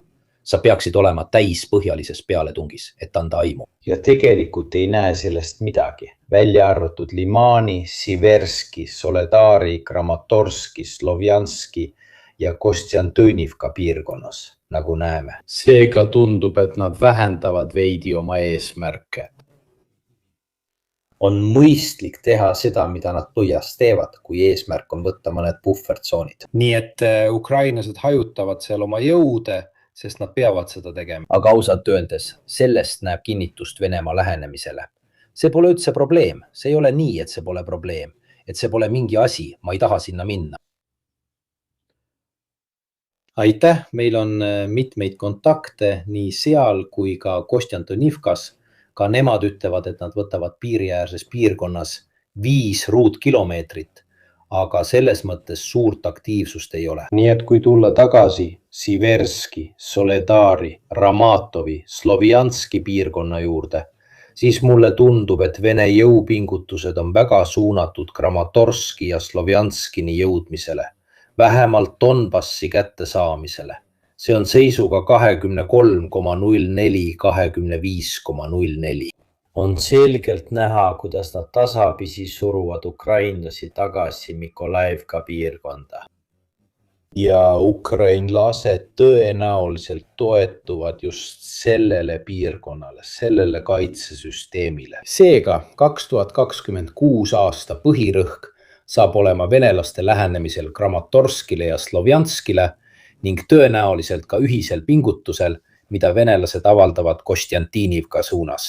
Kostjantinivka olukord on üsna halb. Ma tean, et varem pöörati võib-olla rohkem tähelepanu üksikutele olukordadele. Edenemine linnade vallutamisel toimub praegu äärmiselt aeglaselt. Teiseks, ma just täna vaatasin ühte Ribari artiklit, mis on Vene mõttekoda, kus Pokrovski piirkonnas kasutatakse emadroone teiste droonide kohale toomiseks, et suuta praktiliselt tõkestada isegi kuni 70 kilomeetri liinide taga. Seega läbimurre Droonitegevuse kõikehõlmavus selle emadrooni ideega, mis lendab koos teiste droonidega, mis on välja lülitatud või vähemalt aktiivsed, kuid ei tarbi palju energiat. See on natuke nagu see jutt, kas mäletate seda lugu Skorpionist ja kilpkonnast. Sellest skorpionist, kes kõnnib kilpkonna seljas ja tahab üle vee minna. Mitte see moraal, et skorpion torkab teda ja ütleb, just nii, me sureme mõlemad, sest ma olen skorpion ja see on minu loomus. Aga jutt ongi selles. Põhimõtteliselt on sul suur droon, mis kannab teisi droone, nii et ta lendab nii kaugele kui suudab ja siis paneb teised droonid lendu. See võimaldab neid saada veelgi suurema lennuraadiuse. Viimasel ajal kasutavad nad Örise Konn mina mäletan konna ja kilpkonna. Con ja skorpion. Nii et ilmselt kasutatakse seda veelgi suuremaks tõkestamiseks, aga see tähendab, et vastast on raskem üllatada, sest kui isegi droonid jõuavad 70 kilomeetrit kaugusele Mirko Taski tagalasse, siis sõda kestab mitte kuid, vaid ei, minu arvates on see Taski liialdus. Minu arvates on paljudel poliitikutel ka kavatsus tekitada seda hädaolukorra tunnet, sest sõda, nagu selgelt näha on väga aeglustunud. Nii et vahel püüab poliitik natuke kavalalt esitada asja hädaolukorrana, kuigi tegelikult see nii ei ole. Nii et minu arvates on ka see aspekt olemas. Liialdused ka, sellepärast et segadus Iraanis on alandanud valvsuse taset. Selliste asjade suhtes vaadake, kui palju meid on otseülekandes. Meid on 2000. Tavaliselt, kui räägiti Ukrainast, oli 4000, 5000, 6000. Need on numbrid, mis meil olid Iraani otseülekannetes 2 nädalat tagasi. Kui te mäletate, siis esimeses Iraani otseülekandes oli 9000 inimest. See oli umbes sama, mis Prigožini marss. Ma mäletan, kui ma tegelesin Prigožini marsiga, oli otseülekandes peaaegu 10 000 inimest. Seega kasutan ka inimeste arvu, et anda teile aimu, kui palju sellele olukorrale tähelepanu pööratakse. Nüüd on see võib-olla natuke eriline, sest Ukrainast pole mõnda aega räägitud. Aga üldiselt on Ukraina loo vastu huvi langenud 50% võrra. Seega on normaalne, et poliitik teeb võib-olla liialdusi, et tähelepanu tõmmata. Ma kinnitan teile, et nagu ma ütlen, pole loogiline väita, et venelased jõuavad Portugali, kuid siis seisavad Konstantinivka ees paigal. Need 2 asja ei saa koos eksisteerida, üks välistab teise. Venelased on Ukrainas sõtta takerdunud ja mulle tundub, et pärast 5 aastat pole see enam arutelu küsimus. See oleks nagu näha ameeriklasi Iraaki tungimas ja 5 aastat hiljem on nad ikka veel seal. Nad üritavad vallutada, ma ei tea, Basrat, et anda aimu. Nagu näeme, on kõik väga paigal, sest nii võimekus kui ka tahe suuri pealetunge teha on kadunud. Mitte, et seda kunagi oleks olnud, välja arvatud sõja algfaasis. Kui mäletate, oli sõda esimesel aastal palju liikuvam ja siis aeglustus kõik nii droonide kõikjaloleku tõttu kui ka sellepärast, et droonid panevad sind inimkaotustes väga kõrget hinda maksma. Ja seetõttu ei taha kumbki pool enam jalaväerünnakuid teha. Tuletan meelde, et eelmisel kuul proovisid venelased Limani suunas rünnakut umbes 40 sõidukiga, sealhulgas ATV-d, soomukid ja nii edasi, ja see läks väga halvasti. Ja ukrainlased proovisid teha täpselt sama asja Skala pataljoniga Krishinest Pokrovski suunas ning ka nende rünnak ebaõnnestus. Lõppkokkuvõttes, kui kasutatavad vahendid on samad ehk droonid, siis on paratamatu, et sama taktika puhul põrkavad mõlemad droonide müürile ja ei saavuta mitte midagi. Jah, Ukraina jätkab Vene rafineerimistehasta ründamist, loomulikult selleks, et piirata naftatarnet ja naftatulu, mis tuleneb Iraani kriisist, kuid samas tegutseb ta ka väga aktiivselt. Seda ma näitan teile hiljem ühes artiklis. Mis puudutab õhutõrjesüsteemide, varajase hoiatuse süsteemide, radarite ja imam seda süstemaatilist hävitamist. Eriti just okupeeritud Ukraina aladel, Krimmis ja nii edasi. Venelased alutasid sõjablogijate seas, et nad ei ole eriti innukad Iraani aitama, kuna neil endalgi on juba praegu probleeme riigikaitse, õhutõrjesüsteemide ja imamsäiste katmisega. Niisiis, tulles tagasi Konstantinika juurde, nagu näeme, on seal väga palju Vene infiltreerumisi, mis hakkavad eriti just Konstantinivka külgedel maad võitma. Need on selle piirkonna kõige värskemad geolokatsioonid. Keegi küsib, miks on Konstantinivkas juba peaaegu 2 aastat võideldud. Sest kui maad juurde võetakse, teevad seda 2 jalaväelast, 4 jalaväelast. Nii et sul on siin 4 venelast ühes majas, 4 venelast, kes on siia imbunud. Siis tulevad 4 Ukraina drooni, tapavad need 4 Vene jalaväelast. Nad hõivavad positsiooni. Vene droonid teevad sama Ukraina jalaväelastega ja nii see käibki. Võtad positsiooni, kaotad positsiooni. Võtad positsiooni, kaotad positsiooni. Maad ei õnnestu hoida, kui on palju lihtsam saata droone ja mees, kes peab positsiooni hoidma, ei ole kunagi turvaliselt. Droonid, nagu te teate, tungivad igale poole, nad võivad pugeda ükskõik millisesse praosse, nad mahuvad juba sellistest väikestest kohtadest läbi. Seega on väga raske maad vallutada ja seda eriti hoida. See on kõige raskem asi. Nagu näete, tehakse mõningaid geolokatsioone ka linna põhjaosas. Ometi on olukordi, kus geolokatsioonidele ei saa enam peaaegu lootma jääda. Mida see tähendab? Sa näed, et venelased on selle positsiooni hõivanud ja ütled, et nad on seal. Ei, sest võib-olla on juba 2 tunni pärast olukord jälle muutunud. See ei ole enam nii selge nagu varem, kui hõivati küla, positsioon või midagi sellist. See oli üsna iseenesestmõistetav, et seejärel see kindlustati ja hoiti seda positsiooni. Nüüd aga toimub väga palju väikseid tegevusi. Tahtsin panna kõik need geolokatsioonid Kostjantinivka ümber just selleks, et teile näidata, et jah, siin on suured nooled ka Kostjantinivka sees. Siis vaatad lähemalt ja geolokatsioon on umbmäärane. Ja see asi kordub lõputult linna sees. See tähendab, et Kostjantinivka olukord muutub ukrainlaste jaoks ajapikku üha raskemaks. See on olukord, mida oleme lõputult näinud. Venelased üritavad tekitada kotti, ukrainlased üritavad seda toita, tavaliselt kuni see ei jää enam peaaegu millekski. Lõppeesmärk, kui tahame seda asja vaadata operatiivsemast vaatenurgast. Nii et see, mida venelased üritavad teha, on vallutada Kostjantinivka ja aeglaselt läheneda igas suunas Kramatorskile ja Slovjanskile. See ongi lõppeesmärk. Kostjantinivka oleks nende jaoks oluline logistikasõlm, et lähemale jõuda. Sest seal ei ole palju teisi kohti. Nagu te nägite, pärast Siverski langemist ei ole Siverski taga palju asulaid. Nii et nad vallutasid Siverski ja pidid siis edasi liikuma põldudele. Seega on vaja linnakeskust, mis oleks piisavalt oluline, et seal baasi rajada ja siis Kramatorski ja Slovjanski poole liikuda. Kõik toimub äärmiselt aeglaselt. Kujutage ette, et Siversk on siin, et teil aimu anda. Siin pole peaaegu midagi vahepeal, ainult põllud ja väikesed külad. Mikolaivka on esimene natukenegi olulisem koht. Kostjantinivka on siin.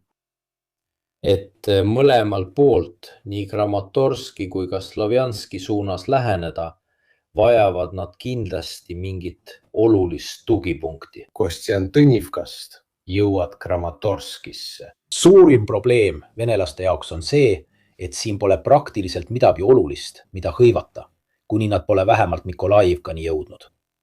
Ma arvan, et peamine eesmärk on endiselt see. See tähendab, et püütakse jõuda Kramatorski ja Slovjanski juurde 3 suunast. See tähendab Limani vallutamist Tšerandola juures, Slovjanski poole liikumist põhjast lõunasse, lähenemist ka otse eest ning lähenemist altpoolt läbi Kostjantinivka. Seda on nad juba väga kaua proovinud teha, kuid see on täielikult pidurdunud. Ütleme nii, et kui kõik jätkub samas tempos, siis Kostjantinivka võib langeda alles 2026 aastal. Kostjantinivka. Suve lõpp, talv, sügis 2026, kui see samas tempos jätkub. See tähendab, et venelaste võimalus võtta Kramatorsk ja Slovjansk 2026 aastal. Ja siin ma julgen öelda, on 0. 0. Võttes arvesse viimase 2 aasta arenguid ja kiirust, siis kui neil õnnestub 2026 aastal saavutada operatiivne tulemus Kostjantõnivka hõivamisega ja võib-olla natuke edasi liikuda, on see juba saavutus. see on juba suur asi. Vaadates jõude, mis on kaasatud, tempot, üksusi, taktikaid ja nii edasi, siis võimalused võtta Kramatorsk ja Slavjansk 2026 aasta jooksul on 0. Mitte midagi. Salvestage see ära. 0. Välja arvatud juhul, kui sa tood, ma ei tea, 4 armeed äkitselt sinna positsioonile, sinna. ja see võib alati juhtuda. Aga praegu välja pandud üksustega, mis enam-vähem roteeruvad, vahetuvad, aga enam-vähem jäävad samad jõud sinna piirkonda. Ma ei näe mingit võimalust, et venelased suudaksid Donbassi 2026 aastal vallutada. Mitte mingit. Seda lihtsalt ei ole olemas. Ja see on nende jaoks poliitiline probleem, sest nad ei saa kindlasti seda sõda lõpetada, ilma et oleksid praktiliselt midagi saavutanud. Isegi mitte ühe oblasti täielikku vallutamist. see on probleem ka teiselt poolt, sest mõnikord tasub ka vastasele võimalus nägu päästa, et ta taanduks. Taganevale vaenlasele tuleb ehitada kuldsillad. Probleem on selles, et nad ei saa seda isegi teha. Ma ei hakka spekuleerima selle üle, mis võiks juhtuda Putiniga või Venemaal, kui keegi tuleb pärast 5 aastat sõda koju ja ei too midagi kaasa. Kui nad sind tabavad, teevad nad sulle lõpu peale. Need on nende probleemid. Kuid kindlasti ei ole sõjaliselt võimalik Donbassi 2026 aastal vallutada. Välja arvatud juhul, kui nad loobuvad kõigist teistest pealetungioperatsioonidest mujal ja keskenduvad ainult sellele. Nii et minu arvates liigume nüüd ka edasi teiste teemade juurde. Peatun korraks, teen sponsorile reklaami. Peatun hetkeks ja vastan teie küsimustele. Tuletan teile meelde, et seda otseülekannet toetab NordVPN, mis lisaks lingi andmisele Kaitsetase, mis aitab end internetis kaitsta pahatahtlike isikute eest sadade serveritega üle kogu maailma. Kui satute olukordadesse, näiteks kui viibite Süürias ja nii edasi, Kui peate proovima mõnele veebisaidile ligi pääseda ja need saidid keelduvad teid lubamast, sest viibite võib-olla mõnes veidras riigis või riikides, kus on internetipiirangud, nagu juhtub Iraanis, nagu juhtub Venemaal, kuid tsensuuri leidub ka sellistes riikides nagu Aserbaidžaan. VPN on viis teatud piirangutest mööda hiilimiseks. muide, kui kasutate minu koodi, saate 60% soodustust ja toetate ka kanali tööd. Ma kasutan nii VPN-e kui ka tarkvara, mis muudab mind internetis nähtamatumaks, nii et minu andmeid nähakse vähem. Need on kasulikud ka esilinastuse vaatamiseks. Ma mäletan, et vaatasin Game of Thronesi esilinastusi inglise keeles, enne kui need Itaaliasse jõudsid ja nii edasi. Just sellepärast, et kasutasin ingliskeelset versiooni, mis sealpool ilmus palju varem. Nii et sisemise analüüsi tegemisega Vene poole jaoks saaksid sa hakkama. See on natuke raskem, aga need on juba olemas. Mis mõttes? Me saame neid juba tuvastada. Kindlasti on olemas dissidentide maailm, aga mitte välised dissidendid, kellel pole suurt väärtust, vaid sisemised dissidendid, kes nagu juhuslikult olid ise osalenud. Kui vaadata, mida räägivad erinevad endised Donetski rahvavabariigi ja Luganski juhid, nagu Kerkin, aga ka kõik teised, on nad sõja, selle kulgemise, juhtimise ja tuleviku suhtes väga kriitilised ja nii edasi. Ja sageli on neid toetanud ka Vene sõjablogijate kogukond. Vene sõjablogijate maailm võib-olla. Ja see on ka üks suurtest põhjustest. Ning Vene sõjablogijate kogukonnad erinevates Telegrami kanalites ja nii edasi. Nad on juhtimise suhtes väga kriitilised. Nad on ühed kõige karmimad. Isegi siis, kui erinevad kindralid läbi kukkusid, kui ukrainlased korraldasid rünnakuid näiteks strateegiliste pommitajate laevastiku vastu. Just kogu see maailm, mis väljendub internetis. see on kindlasti üks äärepealne rühm.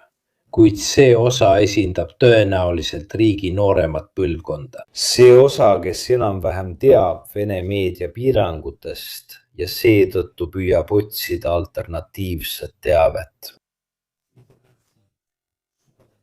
Aga siis on veel terve osa Vene elanikkonnast alates 50. eluaastast ja vanemad, kes ei kasuta eriti internetti, saavad infot ainult ametlikest meediakanalitest ja on väga passiivsed. Nii et on olemas väga passiivne osa. Me teame ka Venemaa sisemistest lõhedest, aga need tulid juba esile Prigožini ajal. Kui te mäletate, jättes kõrvale Prigožini Wagneri fenomeni, on olemas Rosgvardia, mis on sisuliselt Putini isikliku armee vaste, lisaks tavalisele armeele. Aga on ka juttu sisemistest vaenulikustest. Näiteks tšetšeenidele pole kunagi antud rasket varustust, sest tšetšeenidesse ei usaldatud eriti. Aga tšetšeen tekitab ikkagi keskmises venelases hirmu. Seetõttu on tšetšeeni üksusi alati kasutatud politsei eesmärkidel. Vene desertööride tabamine, sellised asjad, mis on jätnud üsna karmi mulje. Aga sisemiste fraktsioonide tasandil on see keeruline, sest meil ei ole nii palju infot. Inimene võib Ukrainast arvata, mida tahab, aga kõik, mida ma täna rääkisin, olen 90% ulatuses võtnud otse Ukraina allikatest. Seega on seal palju suurem ajakirjandusvabadus. Venemaal seda ei ole. Aga ütleme nii, et Ukrainas olev ajakirjandusvabadus on piisav, et täpselt aru saada, mis toimub. Eriti, mis puudutab ajalehti nagu Kiev Independent ja teisi. Aga kuulge, minge vaadake neid allikaid, mille ma teile panin. 90% on Ukraina allikatest ja nad räägivad Šermakist, Zelenskist, Pokladist ja nii edasi. Palju karmimalt kui mina. Ma püüdsin kokku võtta, aga seal on toonid palju tugevamad. Loomulikult on nad ise asjasse segatud ja nii edasi. Kui tahaksin seda võrrelda Itaaliaga, siis see on natuke nagu siis, kui meie tegelesime pingestrateegiada. Riigi korraldatud veretöödega Itaalias, selliste asjadega. Nende jaoks on see samasuguse huvitase. Need on sõjas olevad riigid, kes tahavad neid asju teada. Seega on üsna raske teha analüüsi sisemiste fraktsioonide kohta, sest Putini süsteemil ei ole fraktsioone. Ainus asi, mida me neil 4 sõja-aastal oleme suutnud leida, on fraktsioonid armee sees. Nende puhul püsib süsteem seni, kuni ta püsib, just sellepärast, et kas oled süsteemi osa või ei ole. Oligarhid, kes põgenesid, venelased, Inglismaal ja nii edasi, on need, kes ei tahtnud sellele süsteemile alluda. Aga see süsteem püsib seni, kuni ta püsib. Siis kukub kõik kokku, kaardid jagatakse uuesti, aga selles mõttes fraktsioone ei ole. Poliitilisest vaatenurgast on tegemist fraktsioonidega, aga need on väikesed ja ebaolulised. Samas kui fraktsioonid Ukraina sees on võimsad. Teenistuste juhid, natsionalistid, kes on 2 armeekorpust ja nii edasi. Neil on tegelik võim. Venemaal on olemas fraktsioonid. On ülinatsionalistid, on tsaariaja nostalgikud, seal on kõike. Aga neil puudub igasugune võim. Neil pole praktiliselt mingit sõjalist jõudu, välja arvatud mõned vabatahtlike pataljonid, nagu näiteks Miltsakovi oma või midagi taolist, mis on siiski väga tugevalt regulaararmee kontrolli all. Kui nad tahavad need laiali saata, teevad nad seda 2 sekundiga. Ukraina armee ei suudaks Ukraina natsionalistlikke üksusi laiali saata, isegi kui nad tahaksid, isegi kui selleks oleks tahtmist. Venelased, jah, venelased. Sellised asjad siin Venemaal. Seega on väga raske arutleda. Fraktsioonid, mida me leidsime, on armee sisemised fraktsioonid. Kas te mäletate, kui oli Šoigu Gerassimovi periood? Ja erinevad kindralid. Näete, armee sees on Peterburi klikk ja Moskva klikk. Kes on natuke Itaalia sõja ajalugu õppinud, teab, et see on natuke nagu klikid Itaalia kõrgemas sõjaväejuhtkonnas. Siil olid Badoglio pooldajad ja siis olid need, kes olid rohkem fašistlikud või rohkem seotud teistega. jälgige Giovanni Cecinit ja ta räägib teile kõik lood Roatast ja kõigist erinevatest kindralitest, kuidas nad olid joondunud. igatahes hoidis Badoglio alati võimu, ütleme nii, et tiiba üht fraktsiooni seespool Itaalia ülemjuhatuses. venelaste jaoks on kaks kampa, üks Peterburist ja teine Moskvast, kuid need pole kunagi omavahel kokku põrganud. See on natuke ootavad, et teine läbi kukuks, et siis tema asemele astuda. Surovikin, kes oli Hersoni taganemise autor, oli Prigožini sõber. Ja tõepoolest, ta maksis selle eest, sest Prigožini mässu ajal ei andnud ta, ütleme nii, Prigožinist teada. Ta üritas teha ühe väga, kuidas ma seda nimetada saan, Maurizio Mosca moodi video, eks. Rahu, olge rahulikud, eks. Ärge kakelge. See ei meeldinud Putinile. Te peate aru saama, et sellises maailmas, kui sa kohe ei asu suure juhi poolele, süüdistades seda, kes võib-olla veel eile oli sinu sõber, aga nüüd on suurele juhile vahele jäänud, siis sa oled truudusetu. Surovikin maksis selle asja eest. tõepoolest ta saadeti minema ja teda polegi enam eriti nähtud. Tõepoolest, ta saadeti ka Aafrikasse juhtima Wagneri taasloomist, kuid seekord juba riigi jurisdiktsiooni all. Sest tal olid Wagneri sees head suhted. Seega on seda teemat väga raske käsitleda. Saab küll rääkida, aga see pole päris sama. see jutt ei ole päris sama. See on rohkem sisemiste fraktsioonide küsimus, kuid neil ei ole tegelikult otsustavat võimu läbirääkimistel. Seal on ainult üks suund ja kõik. Vaatame Pokrovski olukorda. Nagu ma ütlesin, ukrainlased üritasid umbes 6 aega tagasi teha rünnakut Krešinist Pokrovski suunas. See läks halvasti. Täpselt nagu venelaste rünnakud Limani piirkonnas. Siin on nagu näha mõlemal poolel äärmiselt suur jõudude koondumine. Venelased närivad aeglaselt positsioone, minnes veidi kaugemale Hrešanist, aga kui vaatate 6 aja tagust otseülekannet, siis vahe on tõesti minimaalne. Liigume veidi allapoole. Natuke allpool saame aru, mis on viimase 34 kuu jooksul juhtunud. Ehk siis kõik need Ukraina tegevused, kus nad kasutasid ära seda halli tsooni, kus venelastel polnud kindlustatud positsioone, viisid järk-järgult venelaste kontrolli all oleva ala vähenemiseni. Aga siis enam-vähem, kuna ka nemad ei taha teha mingeid suuri pealetunge ja kasutada suuri vägesid, stabiliseerus olukord. Põhimõtteliselt, kui vaatame, mis toimub lõuna pool ehk Guliaipoles, siis näeme, et venelased hoiavad Guliaipole täpselt samamoodi nagu 6-7 kuud tagasi. Nad on nüüd suutnud uuesti jõge ületada ja midagi Guliaipoolest edelasse vallutada, kuid suurt erinevust võrreldes 5-6 kuu taguse ajaga pole.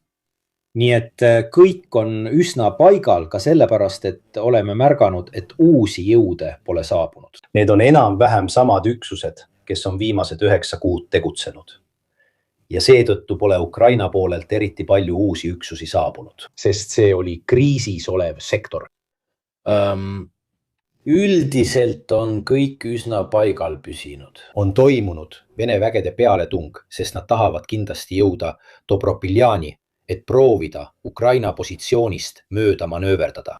Aga üldiselt Mali kohta vaatame nüüd natuke. Mali kohta vaadake. Minu teada mitte, aga me teeme varsti Mali kohta otseülekande koos Pollikeniga. Ma salvestasin täna lühiklipi, sest neile, kes ei tea, Mali on plahvatamas. Ja Malis oli Aafrika korpus ehk siis Wagneri ümber nimetatud versioon. Ja toimub täielik kaos. Ma salvestasin täna just ühe lühiklipi. Nad tapsid isegi ühe ministri ja nii edasi. Toimub tõesti täielik segadus, nii et me proovime tõenäoliselt mai alguses teha ühe otseülekande koos Pollikeniga selle olukorra kohta. ma ei tea, kas Ukraina teenistused on sellega seotud. sageli seda Ukraina seotust liialdatakse. mõnikord tehakse seda ka lihtsalt näo pärast. ma mäletan, kui Süürias hakkas kaos pihta. Näitasid Ukraina teenistused mõnda oma inimest, kes ründasid droonidega mõningaid Vene patareisid. Ja pärast seda ei nähtud enam midagi. Ja kõik tuginedes nendele 2 droonile tundus, et tegemist on tohutu sekkumisega. Tegelikult kasutatakse seda ka selleks, et nidu näidata, et nad on olemas, aga võib-olla polegi nad nii olulised. ma ei usu, et Ukraina teenistustel oleks Džinimis ja teistes Al-Qaeda meelsetes üksustes seal piirkonnas suurt mõju. nii see on. nii et vaatame, mis Malis juhtub, aga ma arvan, et Ukraina osalus, kui see üldse olemas on, oleks nii ebaoluline, et see poleks mingi tegur välja arvatud uudiste tegemiseks. nii on. Juba oli olnud Artako juhtum. Näed, Pollikeni oli selle ümber lükanud, sest tihti keerleb jutt nende uudiste ümber. Nii et nagu näeme, keskendutakse peamiselt Gramati, Slovjanski, Iziumi ja Kostjantunivka teemadele. Ja suuri liikumisi ega suuri jõudude koondumisi ei ole. Keegi küsis, mida ukrainlased rünnakute osas teevad. On olemas veel üks Totsini analüüs, mida soovitan teil vaadata, eriti see, mis keskendub just sellele, kuidas on liigitatud see, mida ukrainlased püüavad hävitada. Siin see on. Vaatame, kas ma saan. Siin see on. See keskendub viimaste kuude andmetele. Vaadake tabelist. Need on enam-vähem tegevusalad, kus ukrainlased tegutsevad. Huvitav on märkida, et enamik ukrainlaste korraldatud rünnakutest on jaotuse poolest Krimmis. Krimmis oli Ukraina tegevus, eriti märtsis, rünnakute arvu poolest ebatavaliselt suur. Kui vaatate ukrainlaste korraldatud sügavale ulatuvate rünnakute keskmist, jääb see umbes 80 ja 100 vahele. Septembrist kuni 2026 aasta aprillini. Märtsist märtsini 2026 kolmekordistus Ukraina rünnakute arv, eriti just selles piirkonnas. Mustaga, halliga Krimm, rohelisega Herson, kollasega Zaporižja, roosada, oranžiga, sienna värviga Donetsk, sinisega Luhansk. Nagu näha, suurem osa on Zaporižja ja Donetsk. Aga ka Krimmil on väga oluline osa. Sest nagu Nikola Bellumat õigesti küsib, on Krimmis peamiselt kaitsesüsteemid. Vaatame ka, kuidas rünnakud on jaotatud. 307 on suunatud õhukaitsesüsteemide vastu. 144 sõjaväebaasi, õhuväed, telekommunikatsioon, laskemoonalaod, varustuse laod, elekter.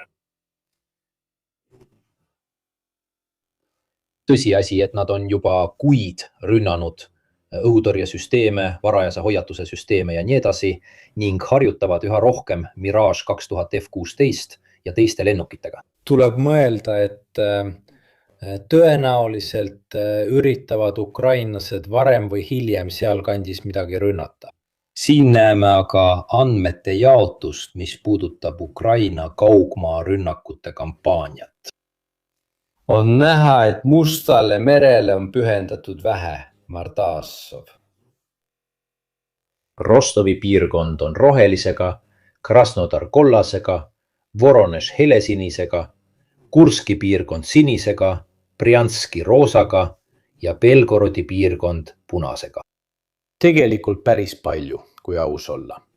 Belgorodi piirkond asub Harkivist tuhja pool. See annab meile aimu, kus ukrainlased enam-vähem liiguvad ja millega nad tegelevad. Need siin on aga Ukraina kaugmaa rünnakud Venemaa sees, liigitatuna kategooriate kaupa. 162 rünnakut elektrisüsteemile, 26 kütuselao vastu, 30 kütuse tootmiskeskustele, 57 tanklatele, 32 kütuse transpordisõlmele, 28 raudteedele, 53 sidesüsteemidele. Nii et me näeme, et peamine osa on suunatud energiale, kütuse tootmisele, kütuse transpordile ja kütuse ladustamisele. ja see on päris palju. Ja õhutõrjesüsteemidele. Vähe maismaa jõududele, nagu näha. See annab meile aimu, millised on Ukraina kavatsused. Vähendada Venemaa kaitsevõimet ja jätkata enam-vähem samade sihtmärkide ründamist. See ongi see, mida nad teevad ja mida nad ka edaspidi teevad, arvestades kogu seda kahju, mida nad põhjustavad. Nad annavad siiski mõista, et on kavatsus saavutada paremaid tulemusi, suurendada saavutusi, kuid ikka sama eesmärgi nimel. Alati sama. Nii et nad jätkavad seda, mida nad teevad, ei rohkem ega vähem. Venelased ründavad kõike, muidugi. Tuleb ka mõista, et ukrainlastel on vähem väärtuslikke sihtmärke kui venelastel. Venelastel on palju rohkem rafineerimistehaseid, palju rohkem logistika- ja energiakeskusi ja nii edasi kui Ukraina. Ja Ukraina omad on korduvalt pihta saanud. Nii et kas venelased ei ole siis võimelised tegema seda, mida ukrainlased teevad? Ja lõpuks ei tasu 5 korda sama rafineerimistehast või sama elektrijaama rünnata, samas kui venelastel on Ukrainale palju rohkem sihtmärke pakkuda. See on lihtsalt võimaluste küsimus. Loodan, et ma ei esita rumalat või korduvat küsimust. Kui kaua suudab Venemaa end tegelikult pingutada? Seda ei tea keegi. Nad tsenseerivad sotsiaalmeediat, püüavad piirata vaba arvamuse avaldamist, muudavad pakkumise ahvatlevamaks ja nii edasi. Ja räägitakse 20 000 meest, kes on suunatud pealetungile Kramatorsk-Slovjanski poole, võrreldes arvudega, millega me harjunud oleme.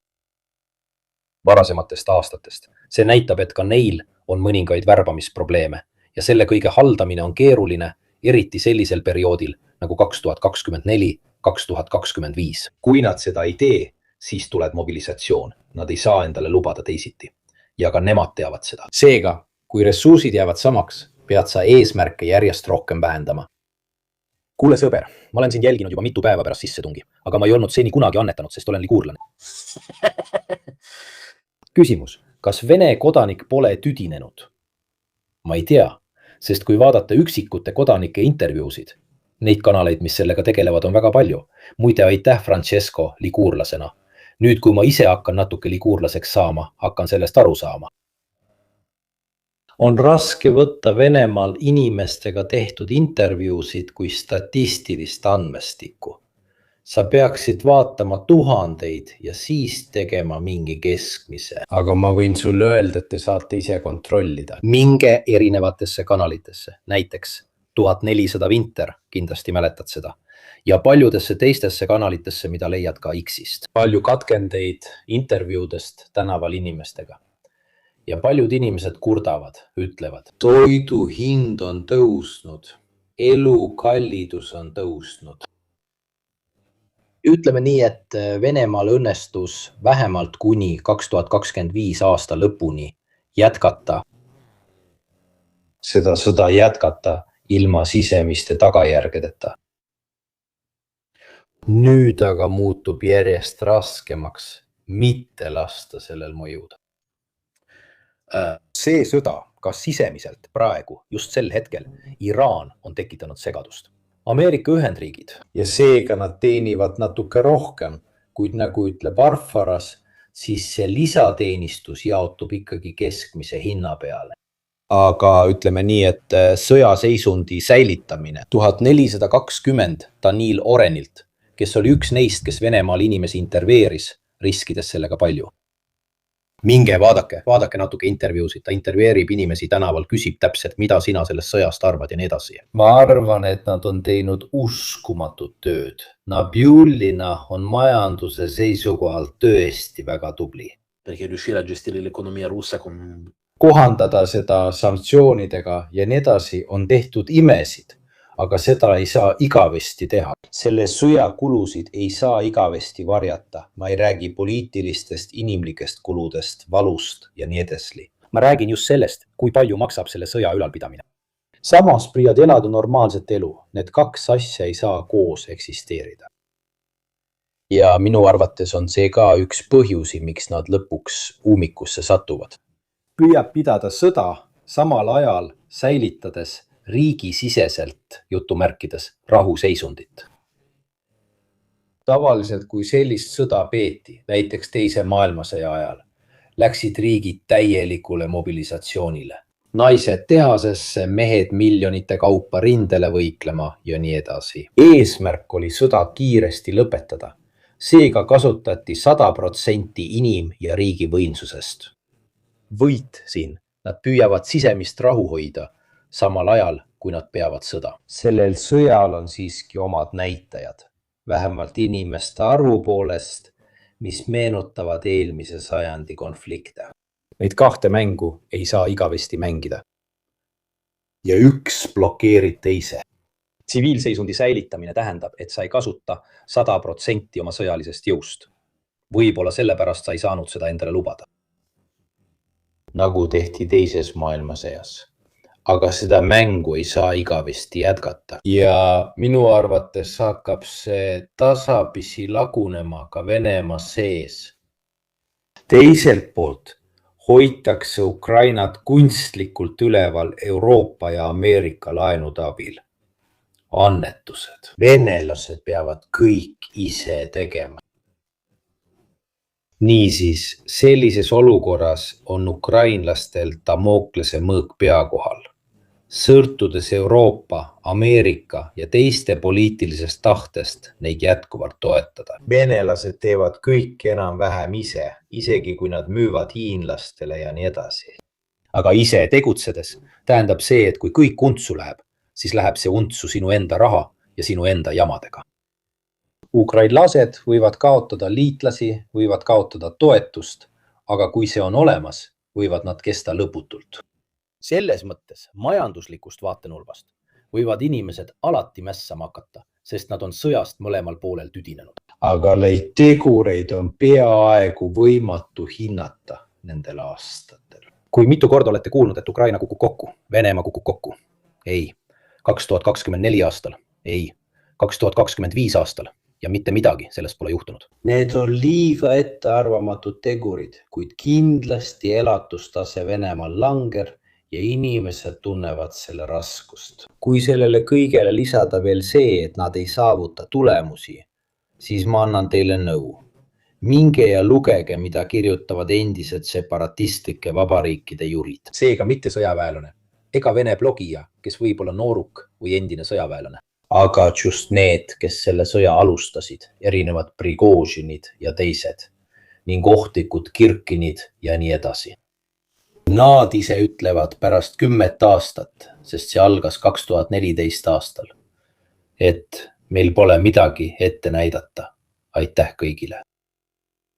Ja seda ütlevad nemad ise, need samad, kes selle sõja alustasid, hakkavad endalt küsima. Me arvasime, et Vene sekkumisega saab kõik kiiresti läbi, aga nad ütlevad seda ka teatud kahetsusega. Me tõmbasime inimesi mässule, arvates, et Vene sekkumine lahendab kõik, aga tegelikult tõmbasime nad sõtta, mis on veelgi mastaapsem kui eelmine. Härrased, seda mult küsiti. Kas mul on teisi kanaleid teistes keeltes? Jah, ma tegin kokkuleppe tehisintellekti kasutamiseks, kus nad teevad minu kanalitest versioone vist 40-50 keeles. Ma ei räägi sellest, sest kasv peab olema orgaaniline. Ehk siis pole mõtet, et itaallased lähevad ja liituvad Pakistani kanaliga, kus ma räägin pakistani keeles. Nad taastavad ka kõik videod, kõik ongi nii. ja ma ei ole ainus, kes on sellise lihtsa kokkuleppe teinud. Nemad hoolitsevad kõige eest. Mina saan 50% sealhulgas sponsorrahast, mille nad sinna juurde toovad. aga kui tahate natuke nalja saada, siis otsige Mirko, kes räägib poola keelt, huvitavat juttu ja ka teistes keeltes. ja mõned lähevadki, sest mulle tulevad siis teavitused, et aga ma alustasin alles hiljuti, 23 nädalat tagasi. Kokku on nad juba saanud 100 000 vaatamist. Need hakkavad tõusma. Nii et ei, ärge tellige neid kanaleid, sest siis rikute orgaanilise kasvu ära. Aga iseenda kuulamine, enam-vähem selle häälega ja sama aktsendiga, millega ma erinevates keeltes räägin, võin teile kinnitada, et see on üsna naljakas.